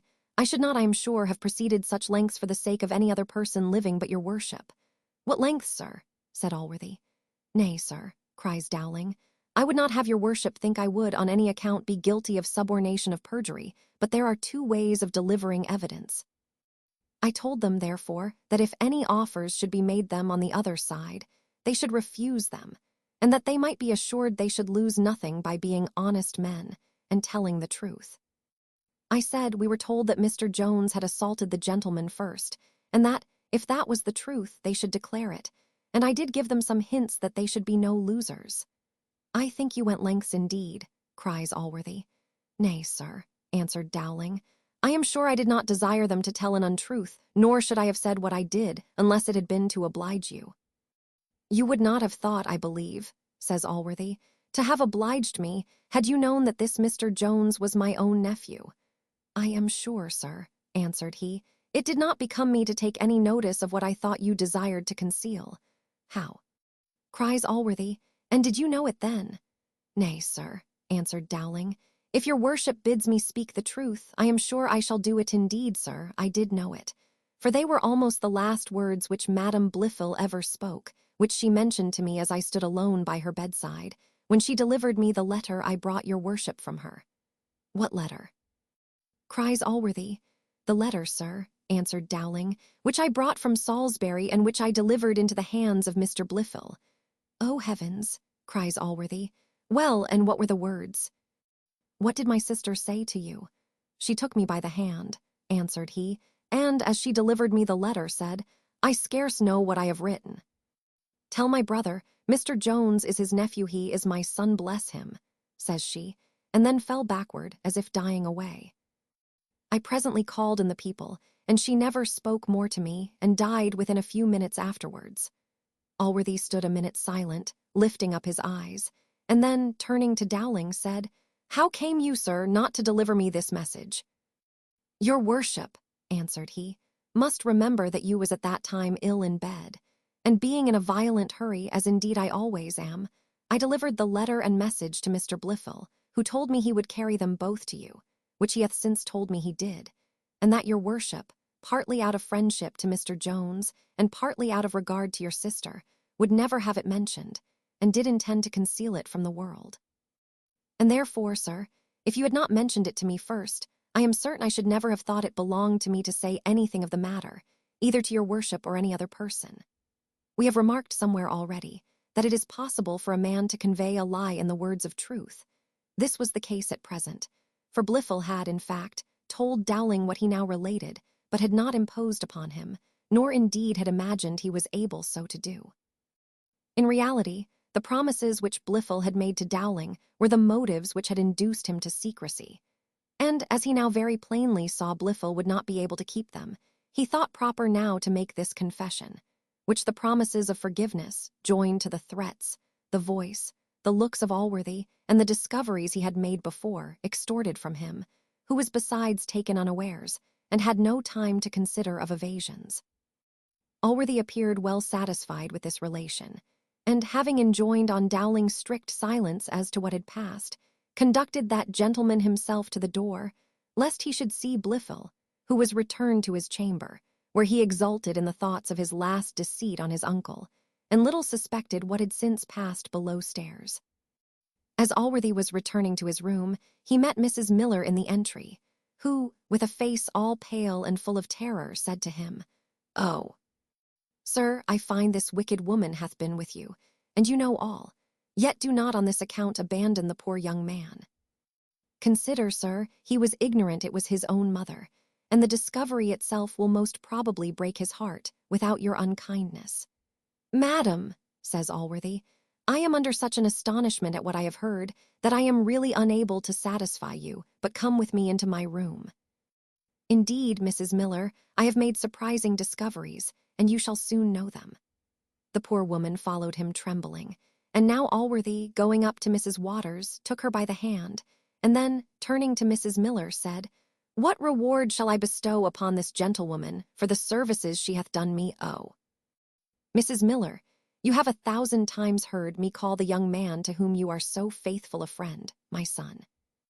Little did I then think he was indeed related to me at all. Your friend, madam, is my nephew. He is the brother of that wicked viper which I have so long nourished in my bosom. She will herself tell you the whole story, and how the youth came to pass for her son. Indeed, Mrs. Miller, I am convinced that he hath been wronged, and that I have been abused by one whom you too justly suspected of being a villain. He is, in truth, the worst of villains." The joy which Mrs. Miller now felt bereft her of the power of speech, and might perhaps have deprived her of her senses, if not of life, had not a friendly shower of tears come seasonably to her relief. At length, recovering so far from her transport as to be able to speak, she cried, "And is my dear Mr. Jones then your nephew, sir, and not the son of this lady? And are your eyes open to him at last? And shall I live to see him as happy as he deserves? He certainly is my nephew," says Allworthy, "and I hope all the rest. And is this the dear good woman, the person," cries she, "to whom all this discovery is owing?" "She is indeed," says Allworthy. "Why then," cried Mrs. Miller upon her knees, "may heaven shower down its choicest blessings upon her head, and for this one good action forgive her all her sins, be they never so many." Mrs. Waters then informed them that she believed Jones would very shortly be released, for that the surgeon was gone, in company with a nobleman, to the justice who committed him, in order to certify that Mr. Fitzpatrick was out of all manner of danger, and to procure his prisoner his liberty. Allworthy said he should be glad to find his nephew there at his return home, but that he was then obliged to go on some business of consequence. He then called to a servant to fetch him a chair, and presently left the two ladies together. Mr. Blifil, hearing the chair ordered, came downstairs to attend upon his uncle, for he never was deficient in such acts of duty. He asked his uncle if he was going out, which is a civil way of asking a man whither he is going, to which the other making no answer, he again desired to know when he would be pleased to return. Allworthy made no answer to this neither, till he was just going into his chair, and then, turning about, he said, "Hark ye, sir, do you find out, before my return, the letter which your mother sent me on her deathbed?" Allworthy then departed, and left Blifil in a situation to be envied only by a man who is just going to be hanged. Chapter 9. A further continuation. Allworthy took an opportunity, whilst he was in the chair, of reading the letter from Jones to Sophia, which Western delivered him, and there were some expressions in it concerning himself which drew tears from his eyes. At length he arrived at Mr. Western's, and was introduced to Sophia. When the first ceremonies were past, and the gentleman and lady had taken their chairs, a silence of some minutes ensued, during which the latter, who had been prepared for the visit by her father, sat playing with her fan, and had every mark of confusion both in her countenance and behaviour. At length Allworthy, who was himself a little disconcerted, began thus: "I am afraid, Miss Western, my family hath been the occasion of giving you some uneasiness, to which, I fear, I have innocently become more instrumental than I intended. Be assured, madam, had I at first known how disagreeable the proposals had been, I should not have suffered you to have been so long persecuted. I hope, therefore, you will not think the design of this visit is to trouble you with any further solicitations of that kind, but entirely to relieve you from them. "Sir," said Sophia, with a little modest hesitation, "this behavior is most kind and generous, and such as I could expect only from Mr. Allworthy. But as you have been so kind to mention this matter, you will pardon me for saying it hath, indeed, given me great uneasiness, and hath been the occasion of my suffering much cruel treatment from a father who was, till that unhappy affair, the tenderest and fondest of all parents. I am convinced, sir, you are too good and generous to resent my refusal of your nephew. Our inclinations are not in our own power, and whatever may be his merit, I cannot force them in his favor. I assure you, most amiable young lady, said Allworthy, I am capable of no such resentment had the person been my own son, and had I entertained the highest esteem for him. For you say truly, madam, we cannot force our inclinations, much less can they be directed by another.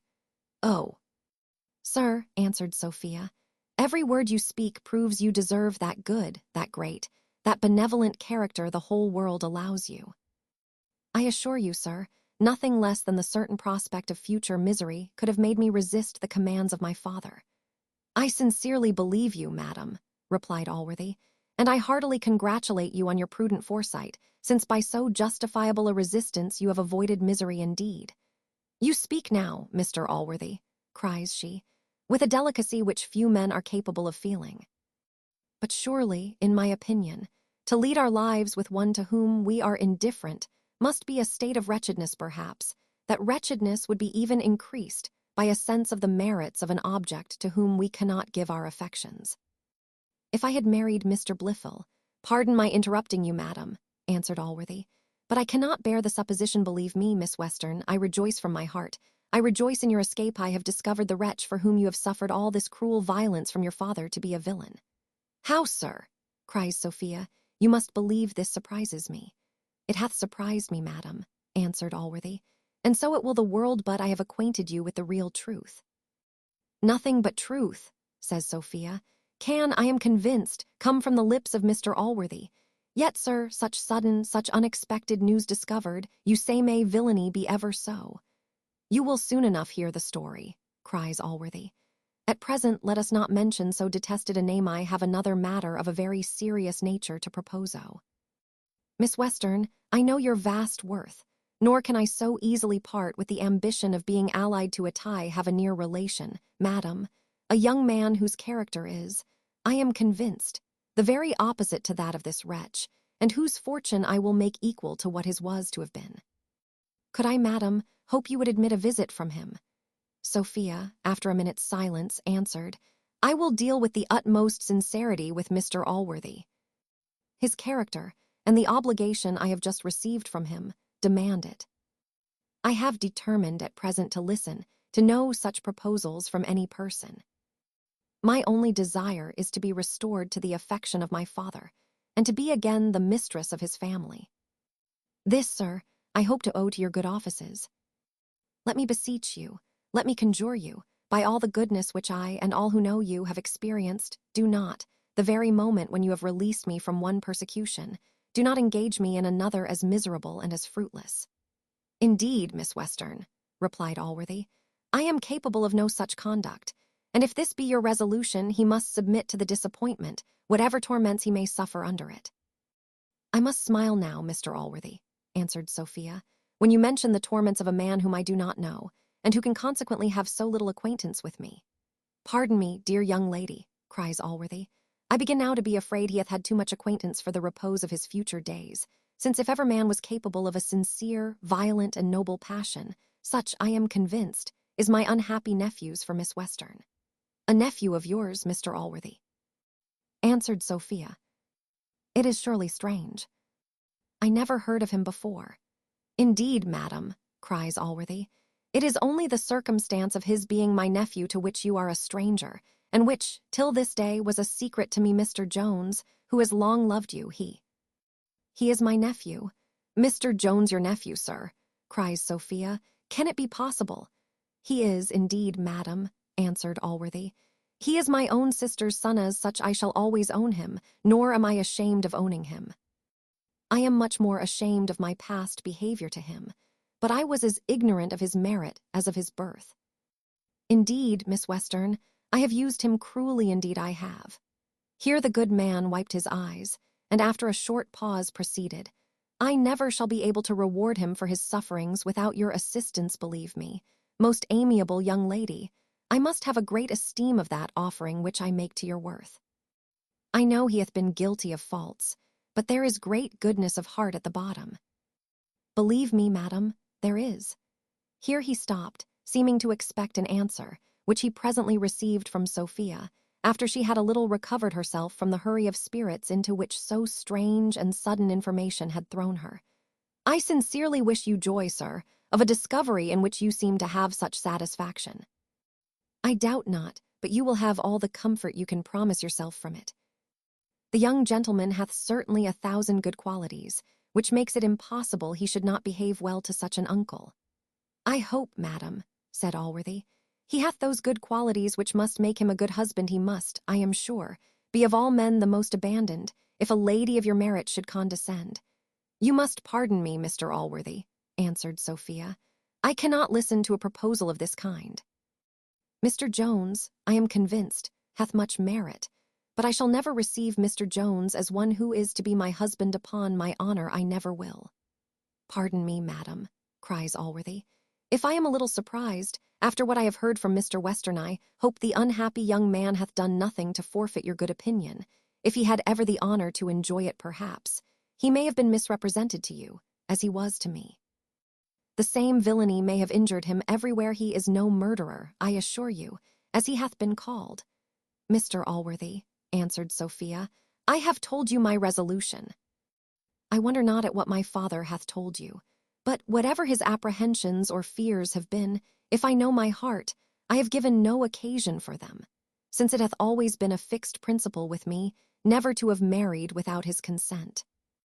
This is, I think, the duty of a child to a parent, and this, I hope, nothing could ever have prevailed with me to swerve from. I do not indeed conceive that the authority of any parent can oblige us to marry in direct opposition to our inclinations. To avoid a force of this kind, which I had reason to suspect, I left my father's house and sought protection elsewhere.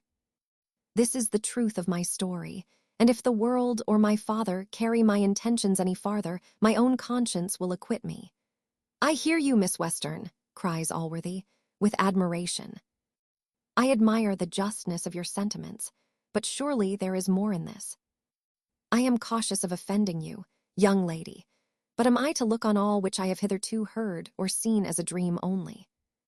And have you suffered so much cruelty from your father on the account of a man to whom you have been always absolutely indifferent?"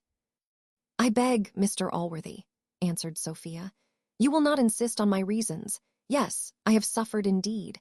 I will not, Mr. Allworthy, conceal I will be very sincere with you. I own I had a great opinion of Mr. Jones. I believe I know I have suffered for my opinion. I have been treated cruelly by my aunt, as well as by my father. But that is now past. I beg I may not be farther pressed, for whatever hath been, my resolution is now fixed. Your nephew, sir, hath many virtues. He hath great virtues, Mr. Allworthy. I question not but he will do you honour in the world, and make you happy." "I wish I could make him so, madam," replied Allworthy, "but that I am convinced is only in your power. It is that conviction which hath made me so earnest a solicitor in his favour." "You are deceived indeed, sir, you are deceived," said Sophia. "I hope not by him. It is sufficient to have deceived me. Mr. Allworthy, I must insist on being pressed no farther on this subject. I should be sorry, nay, I will not injure him in your favour. I wish Mr. Jones very well.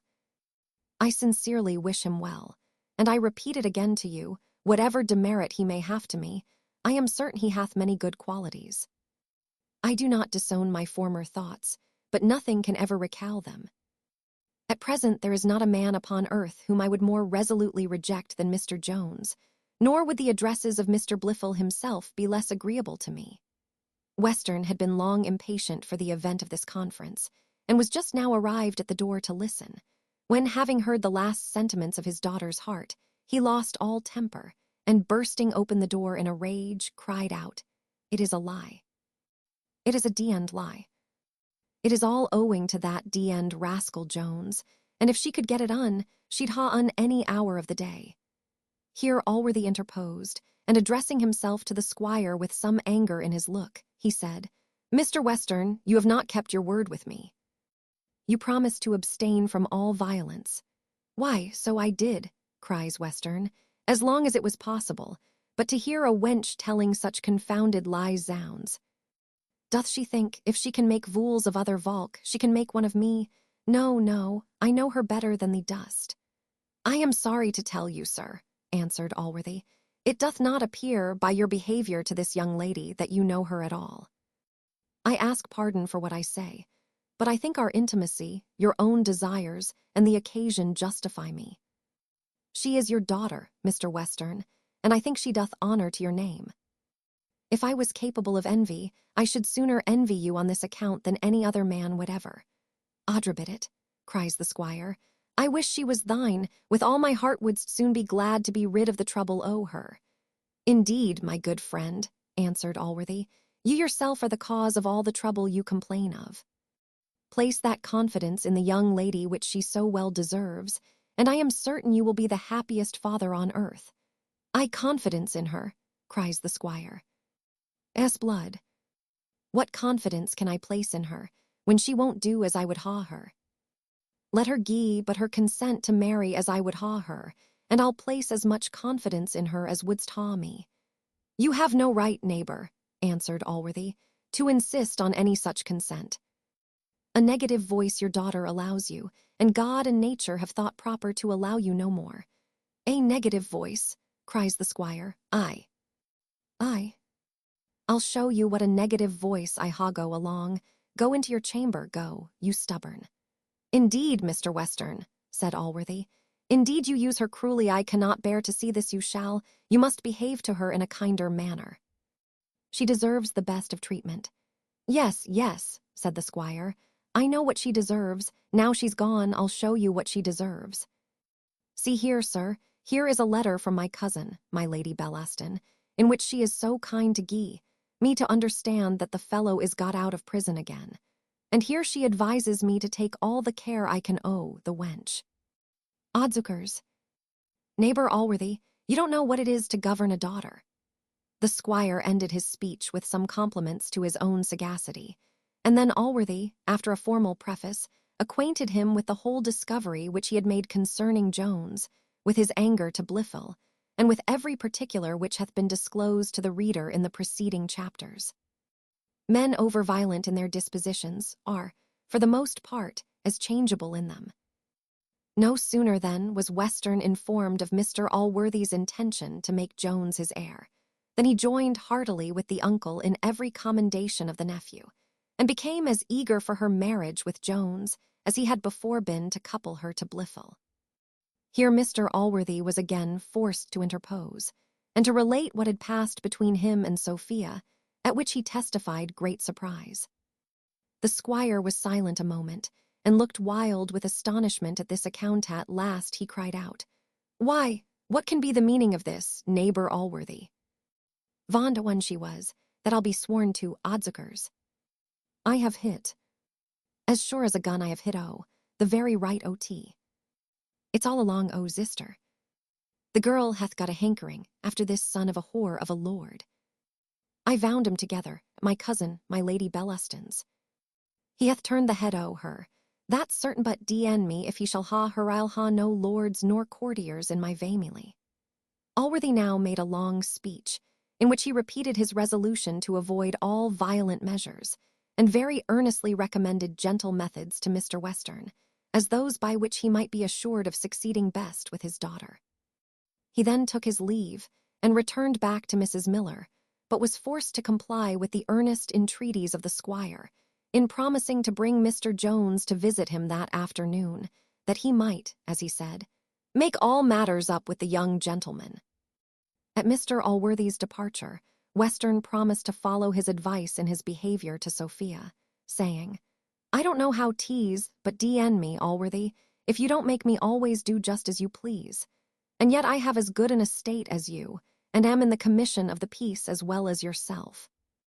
Chapter 10, wherein the history begins to draw towards a conclusion. When Allworthy returned to his lodgings, he heard Mr. Jones was just arrived before him. He hurried, therefore, instantly into an empty chamber, whither he ordered Mr. Jones to be brought to him alone. It is impossible to conceive a more tender or moving scene than the meeting between the uncle and nephew, for Mrs. Waters, as the reader may well suppose, had at her last visit discovered to him the secret of his birth. The first agonies of joy which were felt on both sides are indeed beyond my power to describe. I shall not therefore attempt it. After Allworthy had raised Jones from his feet, where he had prostrated himself, and received him into his arms, "Oh, my child," he cried, "how have I been to blame? How have I injured you? What amends can I ever make you for those unkind, those unjust suspicions which I have entertained, and for all the sufferings they have occasioned to you? Am I not now made amends?" cries Jones. "Would not my sufferings, if they had been 10 times greater, have been now richly repaid? Oh, my dear uncle, this goodness, this tenderness overpowers, unmans, destroys me. I cannot bear the transports which flow so fast upon me. To be again restored to your presence, to your favor, to be once more thus kindly received by my great, my noble, my generous benefactor. Indeed, child," cries Allworthy, "I have used you cruelly." He then explained to him all the treachery of Blifil, and again repeated expressions of the utmost concern for having been induced by that treachery to use him so ill. "Oh, talk not so," answered Jones. "Indeed, sir, you have used me nobly. The wisest man might be deceived as you were, and under such a deception, the best must have acted just as you did. Your goodness displayed itself in the midst of your anger, just as it then seemed.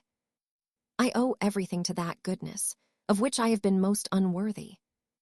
Do not put me on self-accusation by carrying your generous sentiments too far.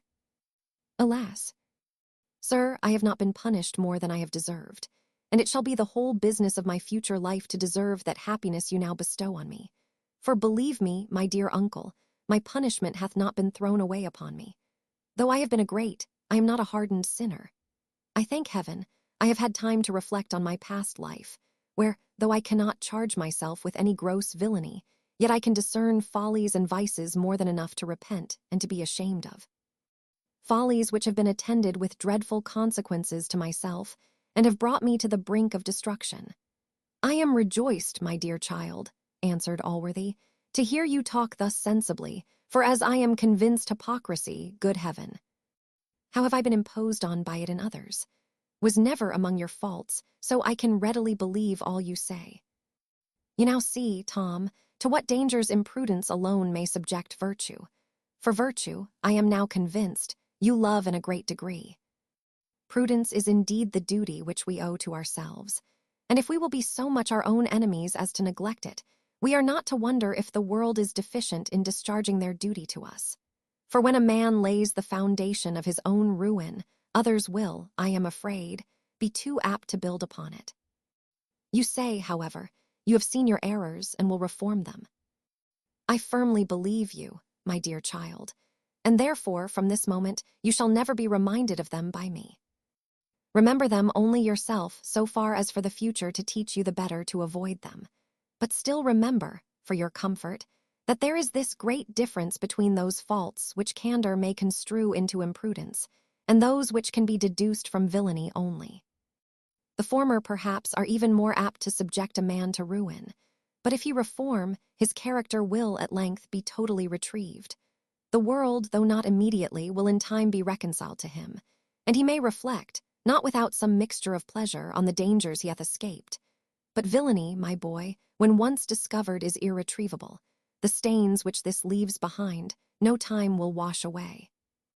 The censures of mankind will pursue the wretch, their scorn will abash him in public. And if shame drives him into retirement, he will go to it with all those terrors with which a weary child, who is afraid of hobgoblins, retreats from company to go to bed alone. Here his murdered conscience will haunt him repose, like a false friend, will fly from him. Wherever he turns his eyes, horror presents itself. If he looks backward, unavailable repentance treads on his heels. If forward, incurable despair stares him in the face, till, like a condemned prisoner confined in a dungeon, he detests his present condition, and yet dreads the consequence of that hour which is to relieve him from it.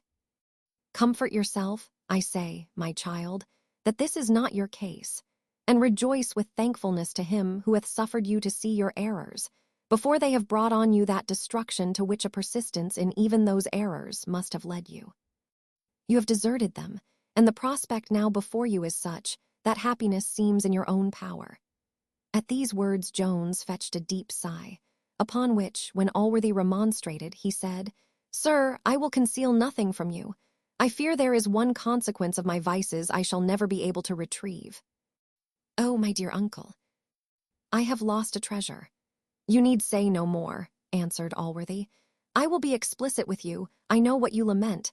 I have seen the young lady and have discoursed with her concerning you. This I must insist on, as an earnest of your sincerity in all you have said, and of the steadfastness of your resolution, that you obey me in one instance. To abide entirely by the determination of the young lady, whether it shall be in your favor or no.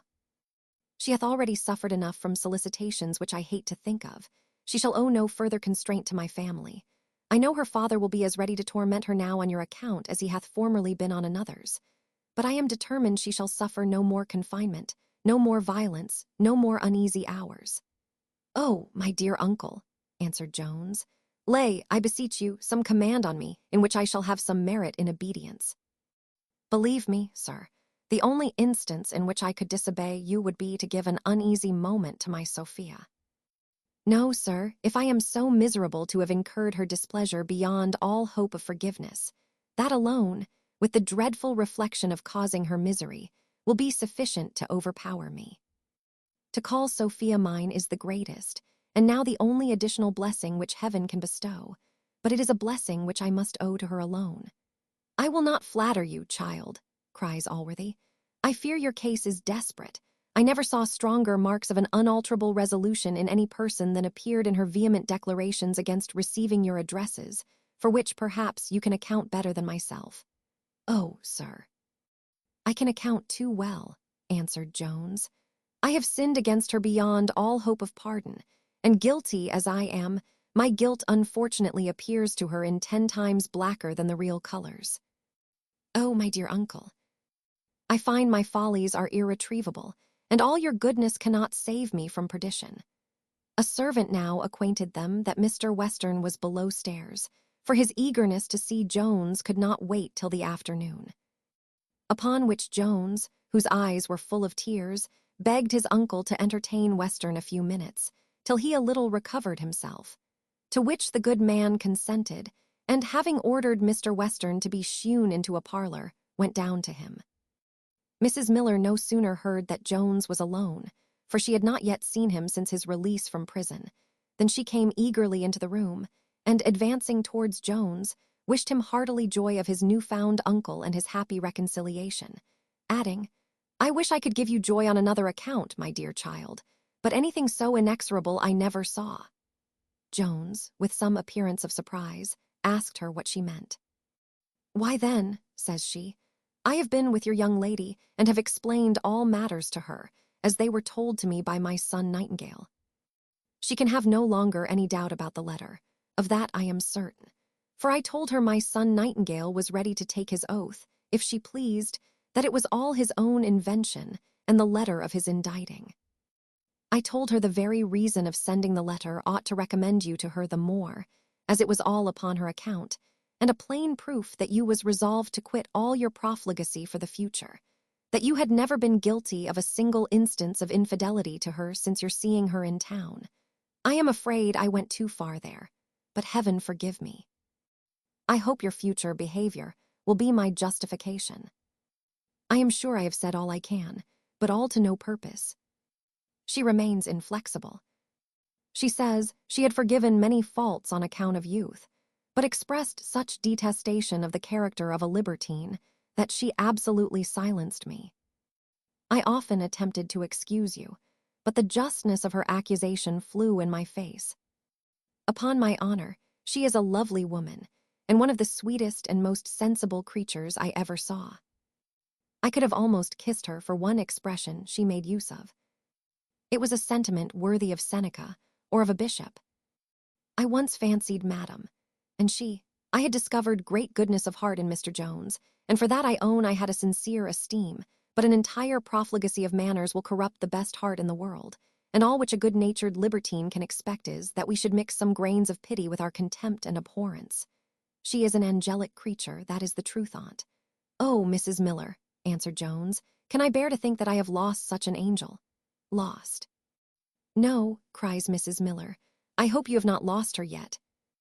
Resolve to leave such vicious courses, and you may yet have hopes. Nay, if she would remain inexorable, there is another young lady, a sweet, pretty young lady and a swinging fortune, who is absolutely dying for love of you. I heard of it this very morning, and I told it to Miss Western. Nay, I went a little beyond the truth again, for I told her you had refused her, but indeed I knew you would refuse her. And here I must give you a little comfort. When I mentioned the young lady's name, who is no other than the pretty widow Hunt, I thought she turned pale. But when I said you had refused her, I will be sworn her face was all over scarlet in an instant, and these were her very words. I will not deny but that I believe he has some affection for me. Here the conversation was interrupted by the arrival of Western, who could no longer be kept out of the room even by the authority of Allworthy himself, though this, as we have often seen, had a wonderful power over him. Western immediately went up to Jones, crying out, My old friend Tom, I am glad to see thee with all my heart. All past must be forgotten. I could not intend any affront to thee, because, as Allworthy here knows, nay, dost know it thyself, I took thee for another person, and where a body means no harm, what signifies a hasty word or two? One Christian must forget and forgive another. I hope, sir, said Jones, I shall never forget the many obligations I have had to you, but as for any offense towards me, I declare I am an utter stranger. Ut, says Western, then give me thy fist, it as hearty an honest cock as any in the kingdom. Come along with me, I'll carry thee to thy mistress this moment. Here Allworthy interposed, and the squire being unable to prevail either with the uncle or nephew, was, after some litigation, obliged to consent to delay introducing Jones to Sophia till the afternoon, at which time Allworthy, as well in compassion to Jones as in compliance with the eager desires of Western, was prevailed upon to promise to attend at the tea-table. The conversation which now ensued was pleasant enough, and with which, had it happened earlier in our history, we would have entertained our reader. But as we have now leisure only to attend to what is very material, it shall suffice to say that matters being entirely adjusted as to the afternoon visit, Mr. Western again returned home. Chapter 11. The history draws nearer to a conclusion. When Mr. Western was departed, Jones began to inform Mr. Allworthy and Mrs. Miller that his liberty had been procured by two noble lords, who, together with two surgeons and a friend of Mr. Nightingale's, had attended the magistrate by whom he had been committed, and by whom, on the surgeon's oaths, that the wounded person was out of all manner of danger from his wound, he was discharged. One only of these lords, he said, he had ever seen before, and that no more than once.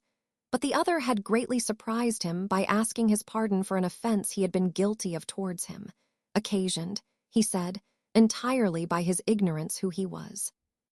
Now the reality of the case, with which Jones was not acquainted till afterwards, was this. The lieutenant whom Lord Fellamar had employed, according to the advice of Lady Bellaston, to press Jones as a vagabond into the sea service, when he came to report to his lordship the event which we have before seen, spoke very favourably of the behaviour of Mr. Jones on all accounts, and strongly assured that lord that he must have mistaken the person, for that Jones was certainly a gentleman. Insomuch that his lordship, who was strictly a man of honour, and would by no means have been guilty of an action which the world in general would have condemned, began to be much concerned for the advice which he had taken. Within a day or two after this, Lord Fellamar happened to dine with the Irish peer, who, in a conversation upon the duel, acquainted his company with the character of Fitzpatrick, to which, indeed, he did not do strict justice, especially in what related to his lady. He said she was the most innocent, the most injured woman alive, and that from compassion alone he had undertaken her cause.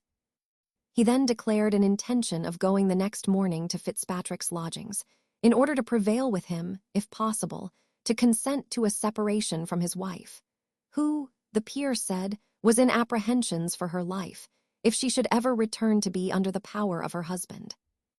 Lord Fellamar agreed to go with him, that he might satisfy himself more concerning Jones and the circumstances of the duel, for he was by no means easy concerning the part he had acted. The moment his lordship gave a hint of his readiness to assist in the delivery of the lady, it was eagerly embraced by the other nobleman, who depended much on the authority of Lord Fellamar, as he thought it would greatly contribute to awe Fitzpatrick into a compliance. And perhaps he was in the right, for the poor Irishman no sooner saw these noble peers had undertaken the cause of his wife than he submitted, and articles of separation were soon drawn up and signed between the parties. Fitzpatrick, who had been so well satisfied by Mrs. Waters concerning the innocence of his wife with Jones at Upton, or perhaps, from some other reasons, was now become so indifferent to that matter that he spoke highly in favor of Jones to Lord Fellamar, took all the blame upon himself, and said the other had behaved very much like a gentleman and a man of honor. And upon that lord's further enquiry concerning Mr. Jones, Fitzpatrick told him he was nephew to a gentleman of very great fashion and fortune, which was the account he had just received from Mrs. Waters after her interview with Dowling. Lord Fellamar now thought it behoved him to do everything in his power to make satisfaction to a gentleman whom he had so grossly injured, and without any consideration of rivalship, for he had now given over all thoughts of Sophia, determined to procure Mr. Jones's liberty, being satisfied, as well from Fitzpatrick as his surgeon, that the wound was not mortal. He therefore prevailed with the Irish peer to accompany him to the place where Jones was confined, to whom he behaved as we have already related. When Allworthy returned to his lodgings, he immediately carried Jones into his room, and then acquainted him with the whole matter, as well what he had heard from Mrs. Waters as what he had discovered from Mr. Dowling. Jones expressed great astonishment and no less concern at this account, but without making any comment or observation upon it. And now a message was brought from Mr. Blifil, desiring to know if his uncle was at leisure that he might wait upon him. Allworthy started and turned pale, and then in a more passionate tone than I believe he had ever used before, bid the servant tell Blifil he knew him not. "Consider, dear sir," cries Jones in a trembling voice. "I have considered," answered Allworthy, "and you yourself shall carry my message to the villain. No one can carry him the sentence of his own ruin so properly as the man whose ruin he hath so villainously contrived." "Pardon me, dear sir," said Jones. "A moment's reflection will, I am sure, convince you of the contrary. What might perhaps be but justice from another tongue would from mine be insult, and to whom? My own brother and your nephew. Nor did he use me so barbarously indeed. That would have been more inexcusable than anything he hath done. Fortune may tempt men of no very bad dispositions to injustice, but insults proceed only from black and rancorous minds, and have no temptations to excuse them. Let me beseech you, sir, to do nothing by him in the present height of your anger. Consider, my dear uncle, I was not myself condemned unheard." Allworthy stood silent a moment, and then, embracing Jones, he said, with tears gushing from his eyes, "Oh, my child! To what goodness have I been so long blind?" Mrs. Miller entering the room at that moment, after a gentle rap which was not perceived, and seeing Jones in the arms of his uncle, the poor woman in an agony of joy fell upon her knees, and burst forth into the most ecstatic thanksgivings to heaven for what had happened. Then, running to Jones, she embraced him eagerly, crying, "My dearest friend, I wish you joy 1,000 and 1,000 times of this blessed day." And next Mr. Allworthy himself received the same congratulations. To which he answered, "Indeed, indeed, Mrs. Miller, I am beyond expression happy." Some few more raptures having passed on all sides, Mrs. Miller desired them both to walk down to dinner in the parlor, where she said there were a very happy set of people assembled, being indeed no other than Mr. Nightingale and his bride, and his cousin Harriet with her bridegroom. Allworthy excused himself from dining with the company, saying he had ordered some little thing for him and his nephew in his own apartment, for that they had much private business to discourse of, but would not resist promising the good woman that both he and Jones would make part of her society at supper. Mrs. Miller then asked what was to be done with Blifil. "For indeed," says she, "I cannot be easy while such a villain is in my house." Allworthy answered, he was as uneasy as herself on the same account. "Oh," cries she, "if that be the case, leave the matter to me. I'll soon show him the outside out of my doors, I warrant you. Here are 2 or 3 lusty fellows below stairs. There will be no need of any violence," cries Allworthy. "If you will carry him a message from me, he will, I am convinced, depart of his own accord." "Will I?" said Mrs. Miller. "I never did anything in my life with a better will." Here Jones interfered and said he had considered the matter better and would, if Mr. Allworthy pleased, be himself the messenger. "I know," says he, "already enough of your pleasure, sir, and I beg leave to acquaint him with it by my own words. Let me beseech you, sir," added he, "to reflect on the dreadful consequences of driving him to violent and sudden despair. How unfit, alas, is this poor man to die in his present situation." This suggestion had not the least effect on Mrs. Miller. She left the room, crying, "You are too good, Mr. Jones, infinitely too good to live in this world." But it made a deeper impression on Allworthy. "My good child," said he, "I am equally astonished at the goodness of your heart and the quickness of your understanding. Heaven, indeed, forbid that this wretch should be deprived of any means or time for repentance. That would be a shocking consideration indeed. Go to him, therefore, and use your own discretion, yet do not flatter him with any hopes of my forgiveness, for I shall never forgive villainy farther than my religion obliges me, and that extends not either to our bounty or our conversation." Jones went up to Blifil's room, whom he found in a situation which moved his pity, though it would have raised a less amiable passion in many beholders. He cast himself on his bed, where he lay abandoning himself to despair, and drowned in tears, not in such tears as flow from contrition, and wash away guilt from minds which have been seduced or surprised into it unawares, against the bent of their natural dispositions, as will sometimes happen from human frailty, even to the good. No, these tears were such as the frighted thief sheds in his cart, and are indeed the effects of that concern which the most savage natures are seldom deficient in feeling for themselves. It would be unpleasant and tedious to paint this scene in full length. Let it suffice to say that the behavior of Jones was kind to excess. He omitted nothing which his invention could supply, to raise and comfort the drooping spirits of Blifil, before he communicated to him the resolution of his uncle that he must quit the house that evening.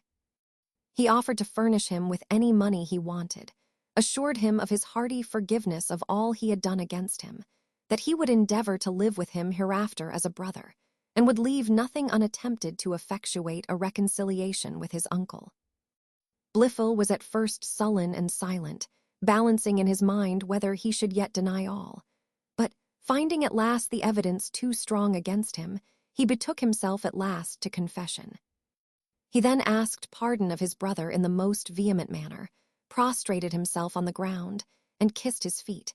In short, he was now as remarkably mean as he had been before remarkably wicked. Jones could not so far check his disdain, but that it a little discovered itself in his countenance at this extreme servility. He raised his brother the moment he could from the ground, and advised him to bear his afflictions more like a man, repeating, at the same time, his promises that he would do all in his power to lessen them, for which Blifil, making many professions of his unworthiness, poured forth a profusion of thanks. And then, he having declared he would immediately depart to another lodging, Jones returned to his uncle. Among other matters, Allworthy now acquainted Jones with the discovery which he had made concerning the £500 banknotes. "I have," said he, "already consulted a lawyer who tells me, to my great astonishment, that there is no punishment for a fraud of this kind. Indeed, when I consider the black ingratitude of this fellow toward you, I think a highwayman, compared to him, is an innocent person." "Good heaven," says Jones, "is it possible? I am shocked beyond measure at this news." I thought there was not an honester fellow in the world. The temptation of such a sum was too great for him to withstand, for smaller matters have come safe to me through his hand. Indeed, my dear uncle, you must suffer me to call it weakness rather than ingratitude, for I am convinced the poor fellow loves me, and hath done me some kindnesses, which I can never forget. Nay, I believe he hath repented of this very act, for it is not above a day or two ago, when my affairs seemed in the most desperate situation, that he visited me in my confinement, and offered me any money I wanted. Consider, sir, what a temptation to a man who hath tasted such bitter distress it must be, to have a sum in his possession which must put him and his family beyond any future possibility of suffering the like. "Child," cries Allworthy, "you carry this forgiving temper too far. Such mistaken mercy is not only weakness, but borders on injustice, and is very pernicious to society, as it encourages vice. The dishonesty of this fellow I might, perhaps, have pardoned, but never his ingratitude. And give me leave to say, when we suffer any temptation to atone for dishonesty itself, we are as candid and merciful as we ought to be, and so far I confess I have gone.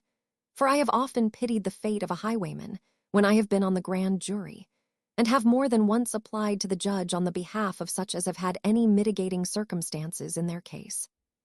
But when dishonesty is attended with any blacker crime, such as cruelty, murder, ingratitude, or the like, compassion and forgiveness then become false. I am convinced the fellow is a villain, and he shall be punished, at least as far as I can punish him." This was spoken with so stern a voice that Jones did not think proper to make any reply. Besides, the hour appointed by Mr. Western now drew so near that he had barely time left to dress himself. Here therefore ended the present dialogue, and Jones retired to another room, where Partridge attended, according to order, with his clothes. Partridge had scarce seen his master since the happy discovery. The poor fellow was unable either to contain or express his transports. He behaved like one frantic, and made almost as many mistakes while he was dressing Jones as I have seen made by Harlequin in dressing himself on the stage. His memory, however, was not in the least deficient. He recollected now many omens and presages of this happy event, some of which he had remarked at the time, but many more he now remembered.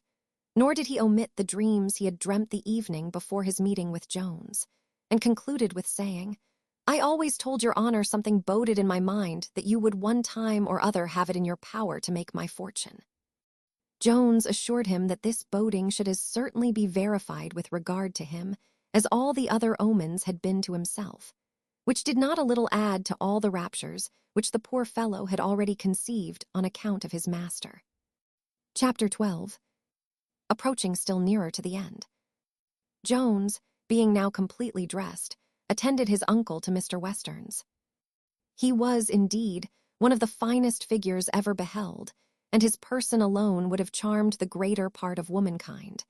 But we hope it hath already appeared in this history that nature, when she formed him, did not totally rely, as she sometimes doth, on this merit only, to recommend her work. Sophia, who, angry as she was likewise set forth to the best advantage, for which I leave my female readers to account, appeared so extremely beautiful that even Allworthy, when he saw her, could not forbear whispering Western that he believed she was the finest creature in the world. To which Western answered, in a whisper, overheard by all present, "So much the better for Tom, for d-n me if he shan't ha the tousling her." Sophia was all over scarlet at these words, while Tom's countenance was altogether as pale, and he was almost ready to sink from his chair. The tea-table was scarce removed before Western lugged Allworthy out of the room, telling him he had business of consequence to impart, and must speak to him that instant in private, before he forgot it. The lovers were now alone, and it will, I question not, appear strange to many readers, that those who had so much to say to one another when danger and difficulty attended their conversation, and who seemed so eager to rush into each other's arms when so many bars lay in their way, now that with safety they were at liberty to say or do whatever they pleased, should both remain for some time silent and motionless. insomuch that a stranger of moderate sagacity might have well concluded they were mutually indifferent. But so it was, however strange it may seem. Both sat with their eyes cast downwards on the ground, and for some minutes continued in perfect silence. Mr. Jones during this interval attempted once or twice to speak, but was absolutely incapable, muttering only, or rather sighing out, some broken words. When Sophia at length, partly out of pity to him, and partly to turn the discourse from the subject which she knew well enough he was endeavoring to open, said, "Sure, sir, you are the most fortunate man in the world in this discovery." "And can you really, madam, think me so fortunate," said Jones, sighing, "while I have incurred your displeasure? Nay, sir," says she, "as to that you best know whether you have deserved it." "Indeed, madam," answered he, "you yourself are as well apprised of all my demerits. Mrs. Miller hath acquainted you with the whole truth." "Oh, my Sophia, am I never to hope for forgiveness? I think, Mr. Jones," said she, "I may almost depend on your own justice and leave it to yourself to pass sentence on your own conduct." "Alas." "Madam," answered he, "it is mercy and not justice which I implore at your hands. Justice, I know, must condemn me yet, not for the letter I sent to Lady Bellaston. Of that I most solemnly declare you have had a true account." He then insisted much on the security given him by Nightingale of a fair pretence for breaking off, if, contrary to their expectations, her ladyship should have accepted his offer, but confessed that he had been guilty of a great indiscretion to put such a letter as that into her power, "which," said he, "I have dearly paid for in the effect it has upon you." "I do not, I cannot," says she, "believe otherwise of that letter than you would have me. My conduct, I think, shows you clearly I do not believe there is much in that. And yet, Mr. Jones, have I not enough to resent? After what passed at Upton, so soon to engage in a new amour with another woman, while I fancied, and you pretended, your heart was bleeding for me. Indeed, you have acted strangely. Can I believe the passion you have professed to me to be sincere? Or, if I can, what happiness can I assure myself of with a man capable of so much inconstancy? Oh, my Sophia," cries he, "do not doubt the sincerity of the purest passion that ever inflamed a human breast. Think, most adorable creature, of my unhappy situation, of my despair. Could I, my Sophia, have flattered myself with the most distant hopes of being ever permitted to throw myself at your feet in the manner I do now, it would not have been in the power of any other woman to have inspired a thought which the severest chastity could have condemned. Inconstancy to you, O Sophia, if you can have goodness enough to pardon what is past, do not let any cruel future apprehensions shut your mercy against me. No repentance was ever more sincere. Oh, let it reconcile me to my heaven in this dear bosom. Sincere repentance, Mr. Jones, answered she, will obtain the pardon of a sinner, but it is from one who is a perfect judge of that sincerity. A human mind may be imposed on, nor is there any infallible method to prevent it. You must expect, however, that if I can be prevailed on by your repentance to pardon you, I will at least insist on the strongest proof of its sincerity. Name any proof in my power, answered Jones eagerly. Time, replied she, time alone, Mr. Jones, can convince me that you are a true penitent and have resolved to abandon these vicious courses, which I should detest you for if I imagined you capable of persevering in them. Do not imagine it, cries Jones. On my knees I entreat, I implore your confidence, a confidence which it shall be the business of my life to deserve. Let it then, said she, be the business of some part of your life to show me you deserve it. I think I have been explicit enough in assuring you that, when I see you merit my confidence, you will obtain it. After what is past, sir, can you expect I should take you upon your word? He replied, Don't believe me upon my word. I have a better security, a pledge for my constancy, which it is impossible to see and to doubt. What is that? Said Sophia, a little surprised. I will show you, my charming angel, cried Jones, seizing her hand and carrying her to the glass. There, behold it there in that lovely figure, in that face, that shape, those eyes, that mind which shines through these eyes. Can the man who shall be in possession of these be inconstant? Impossible. My Sophia, they would fix a Dorimant, a Lord Rochester. You could not doubt it if you could see yourself with any eyes but your own. Sophia blushed and half smiled, but forcing again her brow into a frown, if I am to judge, said she, of the future by the past, my image will no more remain in your heart when I am out of your sight than it will in this glass when I am out of the room. By heaven, by all that is sacred, said Jones, it never was out of my heart. The delicacy of your sex cannot conceive the grossness of ours, nor how little one sort of amour has to do with the heart. I will never marry a man, replied Sophia, very gravely, who shall not learn refinement enough to be as incapable as I am myself of making such a distinction. I will learn it, said Jones. I have learned it already. The first moment of hope that my Sophia might be my wife taught it me at once, and all the rest of her sex from that moment became as little the objects of desire to my sense as of passion to my heart. Well, says Sophia, the proof of this must be from time. Your situation, Mr. Jones, is now altered, and I assure you I have great satisfaction in the alteration. You will now want no opportunity of being near me, and convincing me that your mind is altered too. Oh, my angel, cries Jones, how shall I thank thy goodness?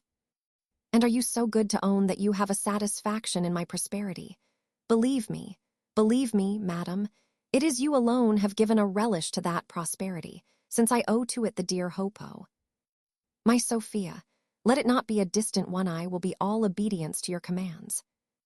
I will not dare to press anything further than you permit me. Yet let me entreat you to appoint a short trial. Oh, tell me when I may expect you will be convinced of what is most solemnly true.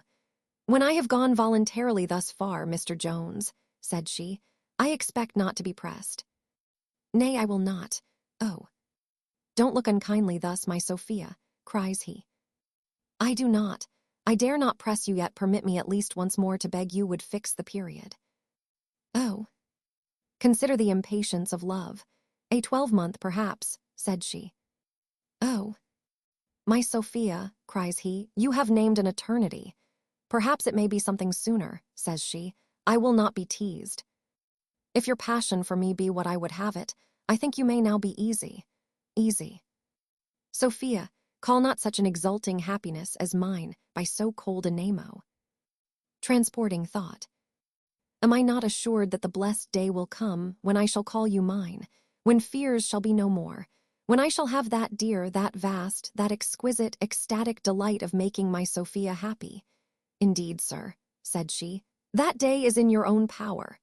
Oh, my dear, my divine angel, cried he, these words have made me mad with joy, but I will thank those dear lips which have so sweetly pronounced my bliss. He then caught her in his arms and kissed her with an ardor he had never ventured before. At this instant Western, who had stood some time listening, burst into the room, and with his hunting voice and phrase, cried out, To her, boy, to her, go to her, that's it, little honeys, oh, that's it. Well, what is it all over? Hath she appointed the day, boy?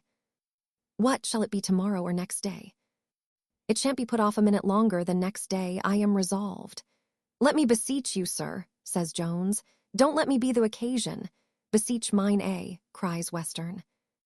I thought thou hadst been a lad of higher mettle than to give way to a parcel of maidenish tricks. I tell thee 'tis all flim-flam. Zudikers. She'd have the wedding tonight with all her heart. Wouldst he not, Sophie? Come, confess, and be an honest girl for once. What art dumb? Why dost not speak? Why should I confess, sir, says Sophia, since it seems you are so well acquainted with my thoughts? That's a good girl, cries he, and dost consent then? No, indeed, sir, says Sophia, I have given no such consent. And want not ha on then tomorrow nor next day, says Western. Indeed, sir, says she, I have no such intention. But I can tell thee, replied he, why hast not, only because thou dost love to be disobedient and to plague and vex thy father. Pray, sir, said Jones, interfering, I tell thee thou art a puppy, cries he. When I vorbid her, then it was all nothing but sighing and whining, and languishing and writing. Now I am for thee, she is against thee. All the spirit of contrary, that's all. She is above being guided and governed by her father. That is the whole truth on't. It is only to disoblige and contradict me. What would my papa have me do? Cries Sophia. What would I ha thee do? Says he. Why, gie on thy hand this moment. Well, sir, says Sophia, I will obey you, there is my hand, Mr. Jones. Well, and will you consent to ha un tomorrow morning? Says Western. I will be obedient to you, sir, cries she. Why then tomorrow morning be the day, cries he. Why then tomorrow morning shall be the day, papa, since you will have it so, says Sophia. Jones then fell upon his knees and kissed her hand in an agony of joy, while Western began to caper and dance about the room, presently crying out, Where the devil is Allworthy? He is without now, a-talking with that D.D. lawyer Dowling, when he should be minding other matters. He then sallied out in quest of him, and very opportunely left the lovers to enjoy a few tender minutes alone. But he soon returned with Allworthy, saying, If you won't believe me, you may ask her yourself. Hast not gin thy consent, Sophy, to be married tomorrow? Such are your commands, sir, cries Sophia, and I dare not be guilty of disobedience. I hope, madam, cries Allworthy, my nephew will merit so much goodness, and will be always as sensible as myself of the great honour you have done my family. An alliance with so charming and so excellent a young lady would indeed be an honour to the greatest in England. Yes, cries Western, but if I had suffered her to stand shall I dilly-dally, you might not have had that honour yet a while. I was forced to use a little fatherly authority to bring her to. I hope not, sir, cries Allworthy. I hope there is not the least constraint. Why, there, cries Western, you may bid her unsay all again if you will. Dost repent heartily of thy promise, dost not, Sophia?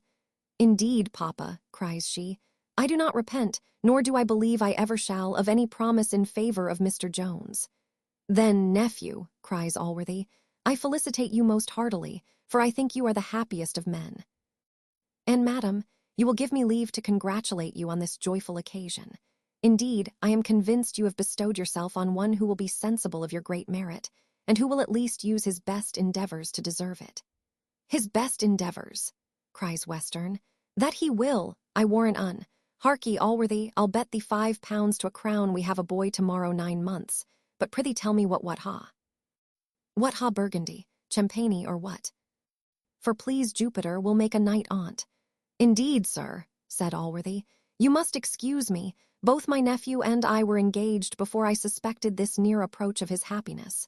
Engaged, quoth the squire, never tell me I won't part with thee tonight upon any occasion.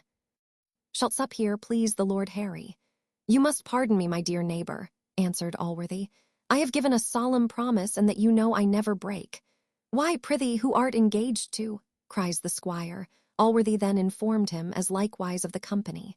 Oddsakers, answered the squire, I will go with thee, and so shall Sophy.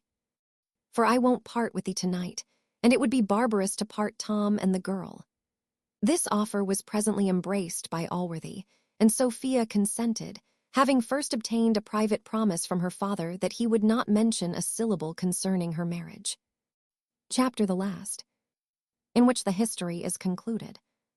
Young Nightingale had been that afternoon, by appointment, to wait on his father, who received him much more kindly than he expected. There likewise he met his uncle, who was returned to town in quest of his new-married daughter. This marriage was the luckiest incident which could have happened to the young gentleman, for these brothers lived in a constant state of contention about the government of their children, both heartily despising the method which each other took. Each of them therefore now endeavoured, as much as he could, to palliate the offence which his own child had committed, and to aggravate the match of the other. This desire of triumphing over his brother, added to the many arguments which Allworthy had used, so strongly operated on the old gentleman that he met his son with a smiling countenance, and actually agreed to sup with him that evening at Mrs. Miller's. As for the other, who really loved his daughter with the most immoderate affection, there was little difficulty in inclining him to a reconciliation. He was no sooner informed by his nephew where his daughter and her husband were, than he declared he would instantly go to her. And when he arrived there, he scarce suffered her to fall upon her knees before he took her up, and embraced her with a tenderness which affected all who saw him. and in less than a quarter of an hour was as well reconciled to both her and her husband as if he had himself joined their hands. In this situation were affairs when Mr. Allworthy and his company arrived to complete the happiness of Mrs. Miller, who no sooner saw Sophia than she guessed everything that had happened. And so great was her friendship to Jones that it added not a few transports to those she felt on the happiness of her own daughter. There have not, I believe, been many instances of a number of people met together, where everyone was so perfectly happy as in this company, amongst whom the father of young Nightingale enjoyed the least perfect content. For, notwithstanding his affection for his son, notwithstanding the authority and the arguments of Allworthy, together with the other motive mentioned before, he could not so entirely be satisfied with his son's choice. And perhaps the presence of Sophia herself tended a little to aggravate and heighten his concern, as a thought now, and then suggested itself that his son might have had that lady, or some other such. Not that any of the charms which adorned either the person or mind of Sophia created the uneasiness. It was the contents of her father's coffers which set his heart a-longing. These were the charms which he could not bear to think his son had sacrificed to the daughter of Mrs. Miller. The brides were both very pretty women, but so totally were they eclipsed by the beauty of Sophia that, had they not been two of the best-tempered girls in the world, it would have raised some envy in their breasts.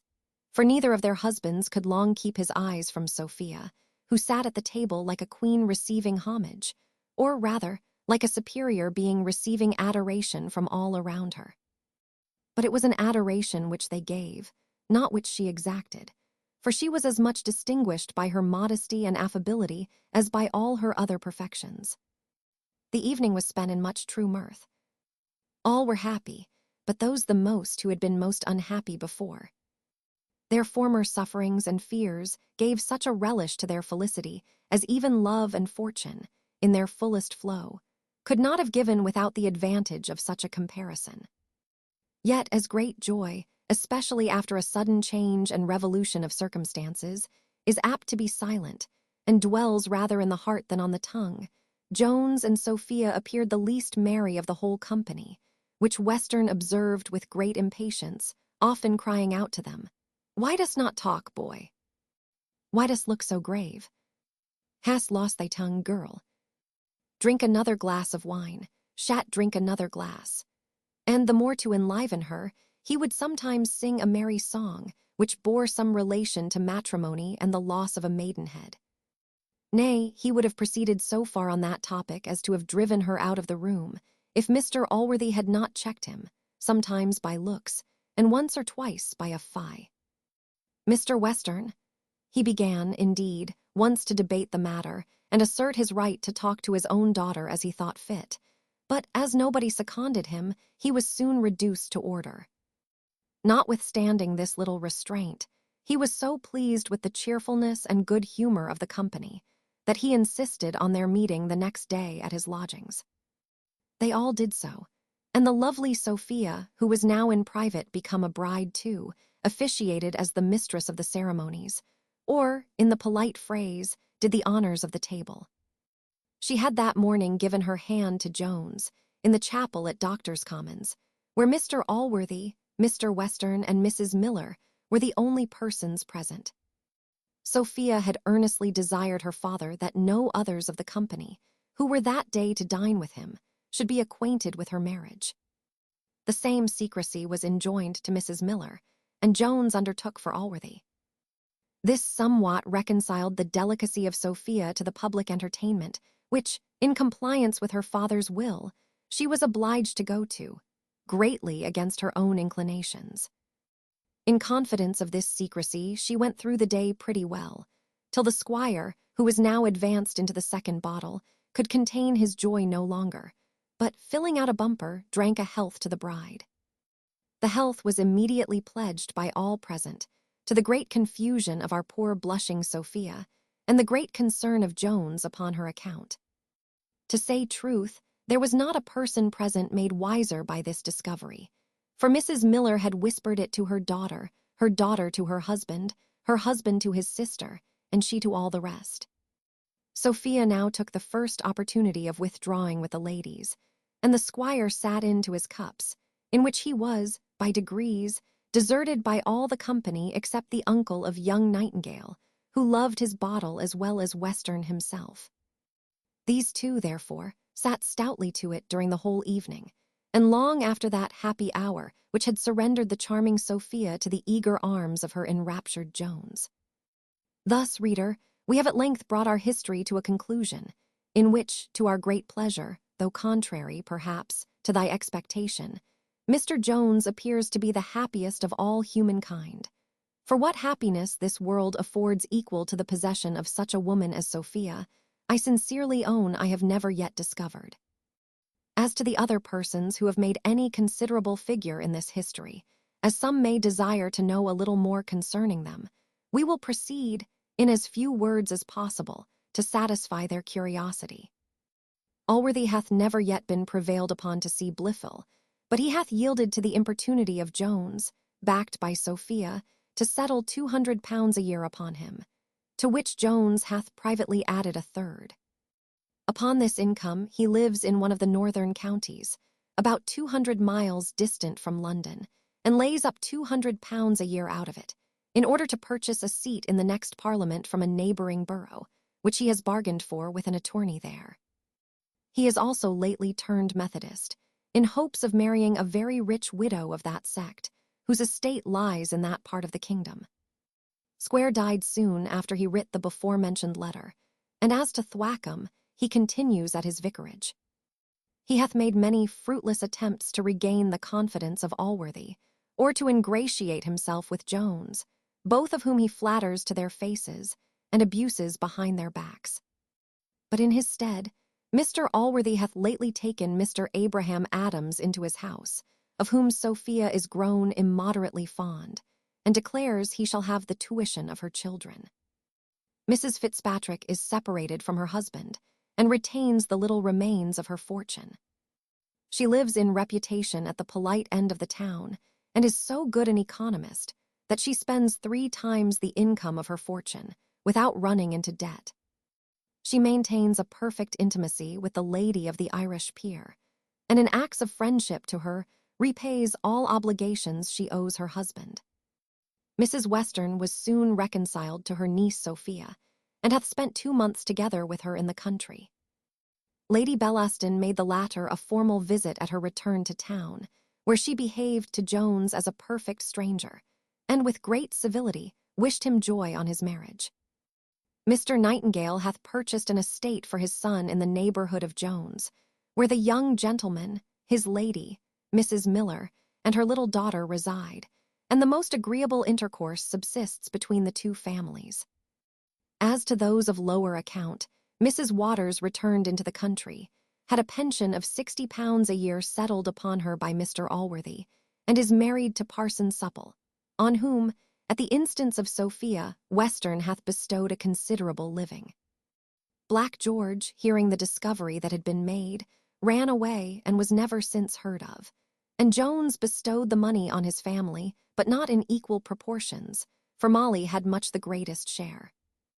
As for Partridge, Jones hath settled £50 a year on him, and he hath again set up a school, in which he meets with much better encouragement than formerly, and there is now a treaty of marriage on foot between him and Miss Molly Seagrim, which, through the mediation of Sophia, is likely to take effect. We now return to take leave of Mr. Jones and Sophia, who, within 2 days after their marriage, attended Mr. Western and Mr. Allworthy into the country. Western hath resigned his family seat, and the greater part of his estate, to his son-in-law, and hath retired to a lesser house of his in another part of the country, which is better for hunting. Indeed, he is often as a visitant with Mr. Jones, who, as well as his daughter, hath an infinite delight in doing everything in their power to please him. And this desire of theirs is attended with such success, that the old gentleman declares he was never happy in his life till now. He hath here a parlour and antechamber to himself, where he gets drunk with whom he pleases, and his daughter is still as ready as formerly to play to him whenever he desires it, for Jones hath assured her that, as next to pleasing her, one of his highest satisfactions is to contribute to the happiness of the old man. So, the the great duty which she expresses and performs to her father renders her almost equally dear to him with the love which she bestows on himself. Sophia hath already produced him 2 fine children, a boy and a girl, of whom the old gentleman is so fond that he spends much of his time in the nursery, where he declares the tattling of his little granddaughter, who is above a year and a half old, is sweeter music than the finest cry of dogs in England.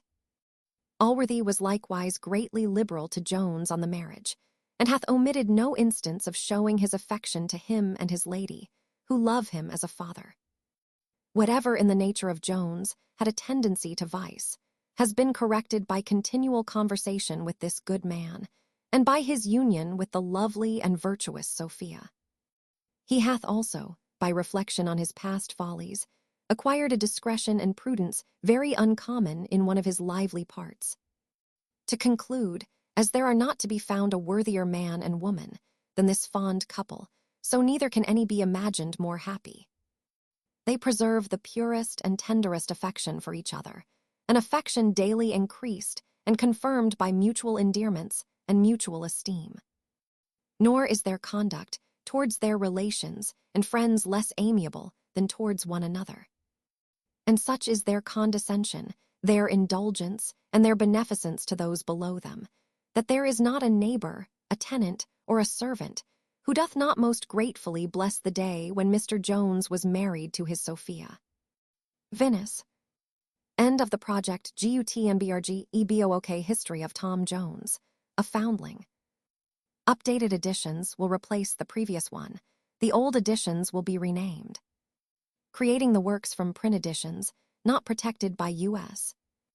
Copyright law means that no one owns a United States copyright in these works, so the Foundation, and you, can copy and distribute it in the United States without permission and without paying copyright royalties. Special rules, set forth in the general terms of use part of this license, apply to copying and distributing Project Gutenberg trade mark electronic works to protect the Project GUTNBRGTM concept and trademark. Project Gutenberg is a registered trademark and may not be used if you charge for an e-book, except by following the terms of the trademark license, including paying royalties for use of the Project Gutenberg trademark. If you do not charge anything for copies of this e-book, complying with the trademark license is very easy. You may use this e-book for nearly any purpose, such as creation of derivative works, reports, performances, and research. Project Gutenberg e-books may be modified and printed and given away. You may do practically anything in the United States with e-books not protected by U.S. Copyright law. Redistribution is subject to the trademark license, especially commercial redistribution. Start, full license. The full project, GUTMBRG license. Please read this before you distribute or use this work.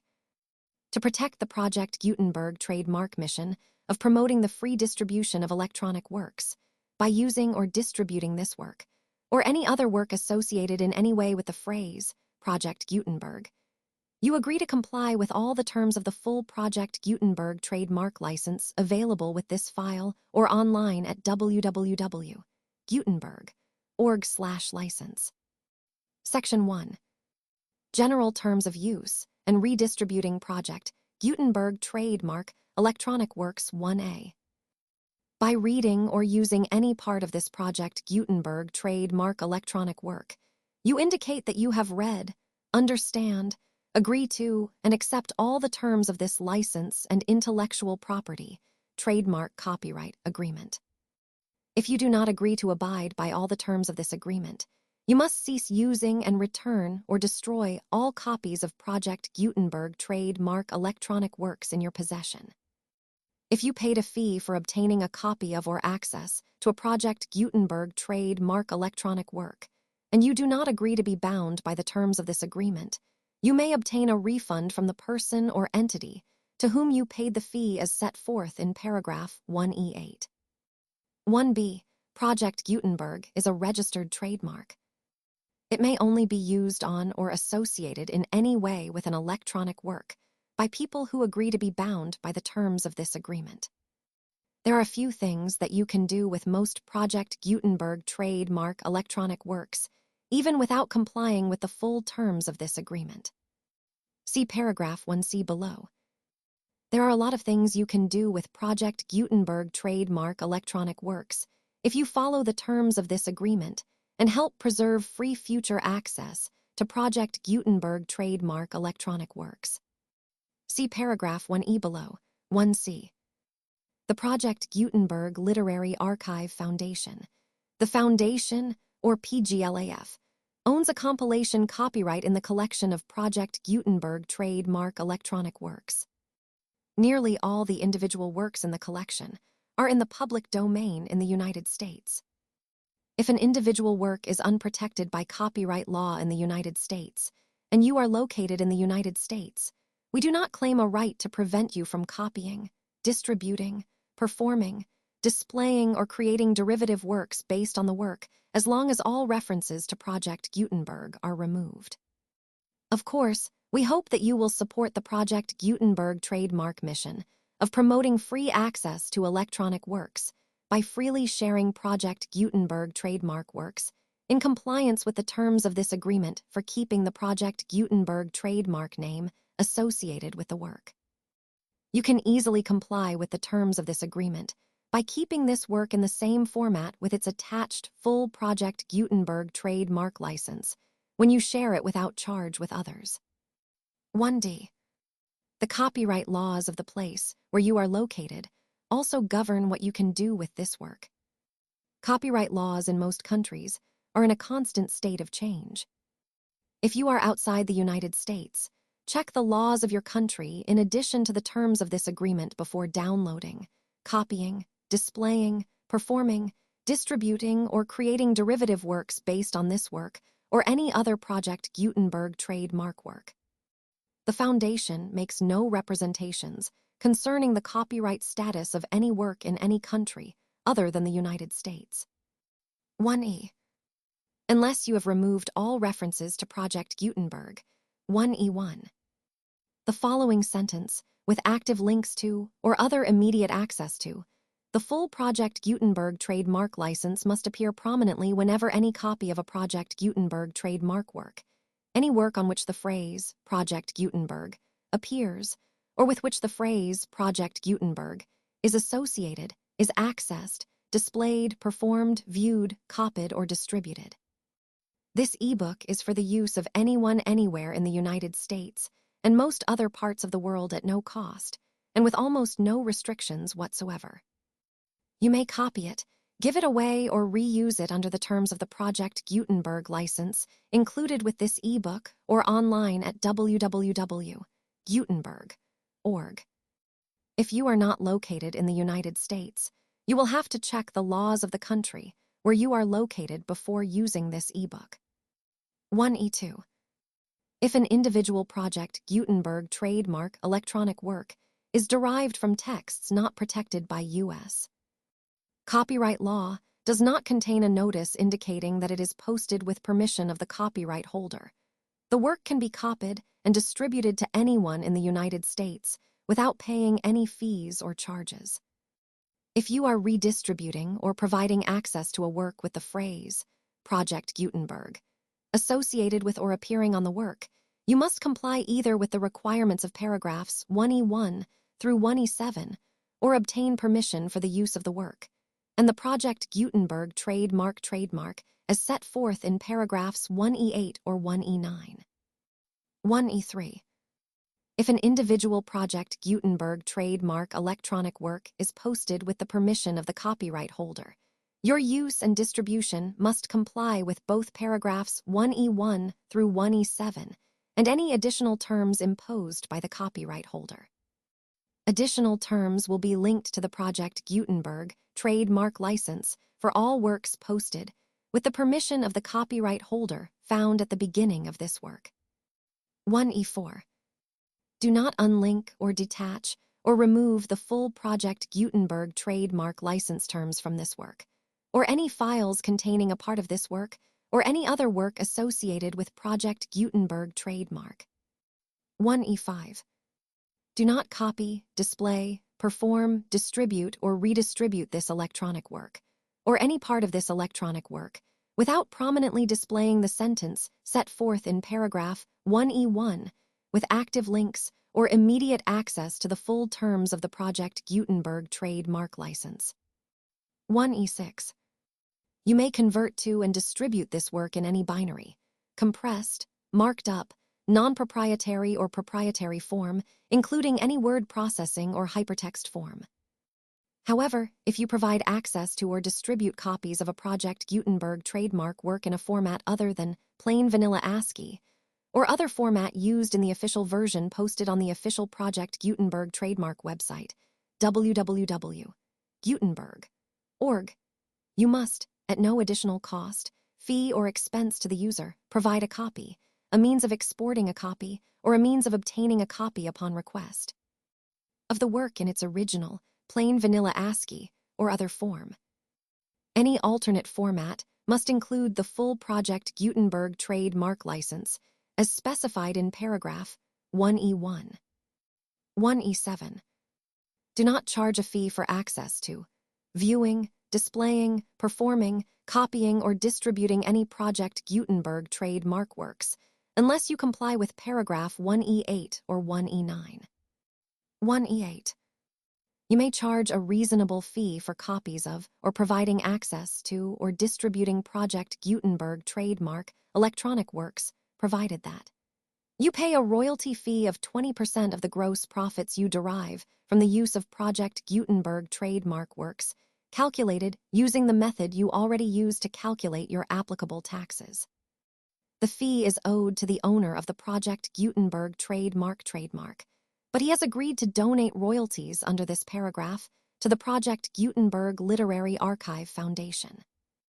Royalty payments must be paid within 60 days following each date on which you prepare, or are legally required to prepare, your periodic tax returns. Royalty payments should be clearly marked as such and sent to the Project Gutenberg Literary Archive Foundation at the address specified in Section 4.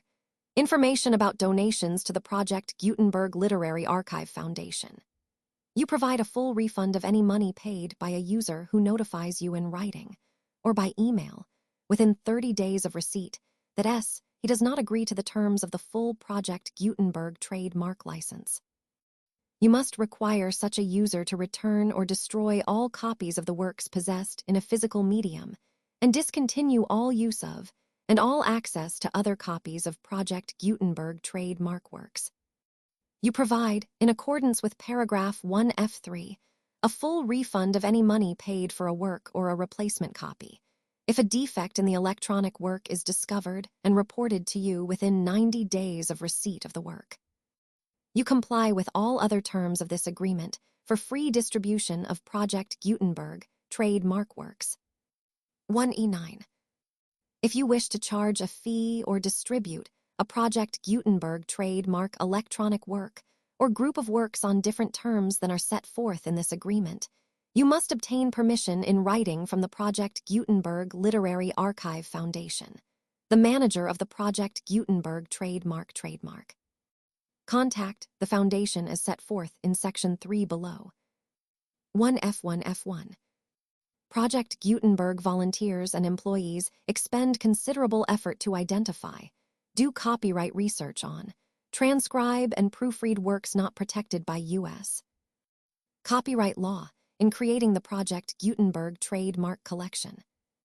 Despite these efforts, Project Gutenberg trademark electronic works and the medium on which they may be stored may contain defects, such as, but not limited to, incomplete, inaccurate or corrupt data, transcription errors, a copyright or other intellectual property infringement, a defective or damaged disk or other medium, a computer virus or computer codes that damage or cannot be read by your equipment. 1F2.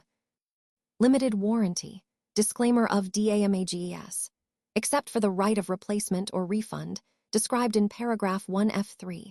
The Project Gutenberg Literary Archive Foundation, the owner of the Project Gutenberg trademark, and any other party distributing a Project Gutenberg trademark electronic work under this agreement, disclaim all liability to you for damages, costs, and expenses including legal fees. You agree that you have no remedies for negligence, strict liability, breach of warranty, or breach of contract except those provided in paragraph 1F3. You agree that the foundation, the trademark owner, and any distributor under this agreement will not be liable to you for actual, direct, indirect, consequential, punitive or incidental damages, even if you give notice of the possibility of such damage. 1F3. Limited right of replacement or refund. If you discover a defect in this electronic work within 90 days of receiving it, you can receive a refund of the money, if any, you paid for it, by sending a written explanation to the person you received the work from. If you received the work on a physical medium, you must return the medium with your written explanation. The person or entity that provided you with the defective work may elect to provide a replacement copy in lieu of a refund. If you received the work electronically, the person or entity providing it to you may choose to give you a second opportunity to receive the work electronically in lieu of a refund. If the second copy is also defective, you may demand a refund in writing without further opportunities to fix the problem. 1F4. Except for the limited right of replacement or refund set forth in paragraph 1F3, this work is provided to you as is, with no other warranties of any kind, express or implied, including but not limited to warranties of MERCHANTABILITY or fitness for any purpose. 1F5. Some states do not allow disclaimers of certain implied warranties or the exclusion or limitation of certain types of damages. If any disclaimer or limitation set forth in this agreement violates the law of the state applicable to this agreement, the agreement shall be interpreted to make the maximum disclaimer or limitation permitted by the applicable state law. The invalidity or unenforceability of any provision of this agreement shall not void the remaining provisions. 1F6. Indemnity. You agree to indemnify and hold the foundation, the trademark owner, any agent or employee of the foundation, anyone providing copies of Project Gutenberg trademark electronic works in accordance with this agreement, and any volunteers associated with the production, promotion, and distribution of Project Gutenberg trademark electronic works, harmless from all liability, costs, and expenses, including legal fees, that arise directly or indirectly from any of the following which you do or cause to occur.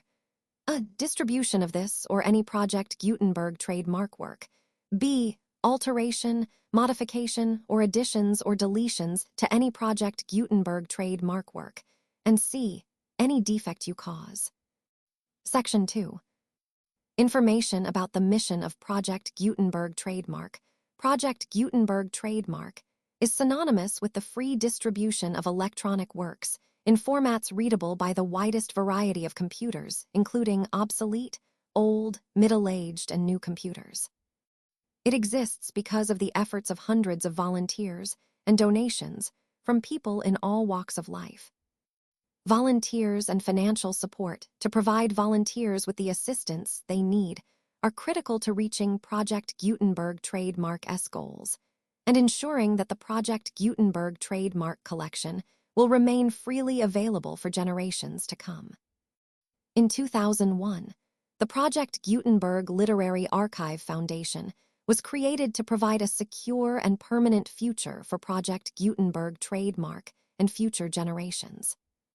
To learn more about the Project Gutenberg Literary Archive Foundation and how your efforts and donations can help, see sections 3 and 4 and the Foundation information page at www.gutenberg.org.